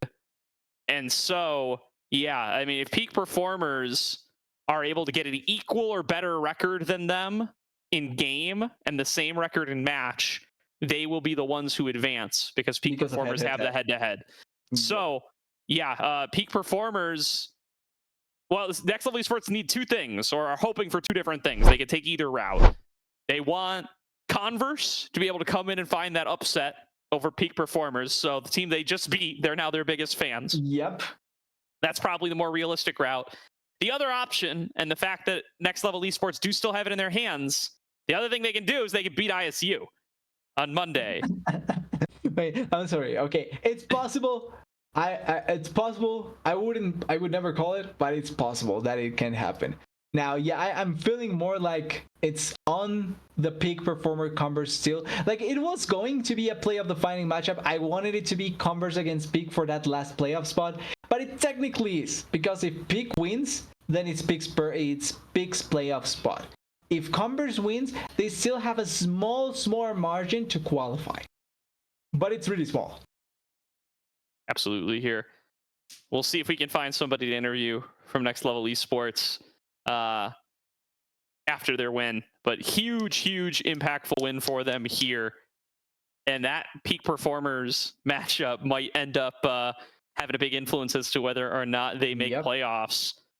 And Next Level Esports versus ISU, it's going to be heavy favoritism towards ISU for sure. They are going to be the odds-on favorites by a substantial margin. But NLE have their shot. Yeah, and technically speaking, if ISU win that, they secure first place 100%. If they lose, we also get a tie situation between ISU, Polestar, and potentially CCG Glorp, but it's depending on that last matchup on Monday as well between CCG Glorp and Polestar. So there's another situation to look out for in terms of standings, but it's something ISU is playing for something as well. So I'm assuming that they are not going to go easy on NLE, to put it like that. Definitely. All right. Well, what a series here tonight. So well played by both teams. And, Converse looking strong into the upcoming CLOL season. And it doesn't look like we've got anyone around here, so maybe no interview tonight. So we have gone pretty late. We'll give everybody the chance to go to bed. Yeah. But what a series here. Props to both teams. And again, I like you said, I don't think fully mathematically eliminated. So hopefully Converse can pick themselves up and play a good matchup against Peak Performers. It's going to be tough. Yeah. We will take a look here as we continue to watch out for what happens in next week. We're going to be here on Monday this week for the final match of the regular season. Then we will do draw show on Tuesday. So lots of ACL to go around over the course of the next couple of days. And then we start off those playoffs next Friday, a week from today. We are getting into the best part of the season, the most competitive part of the season, where some of the best teams in this league will begin to face off for the final championship.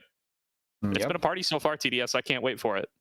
Yeah, we've come so far that we already eliminated like about 15 teams from the regular season alone, I would say. So now we're reaching the point where every other team that gets into playoffs will need to win their match. If not, they're going down to lower bracket. And after that, elimination. So it's a fun part, certainly. And I'm excited to see how these teams are going to perform. Absolutely here. Well, with that said, we are going to call it a night here. So make sure to tune back in on Monday for another highlighted match. We'll figure those out as all the results start to tick in from tonight. Make sure to tune in on Tuesday for the playoff draw. Make sure to tune in next week for the first round of playoffs. I've been Gordo, and from myself, TDS, and Caddy on production. Thank you all for hanging out with us. We'll see you next time.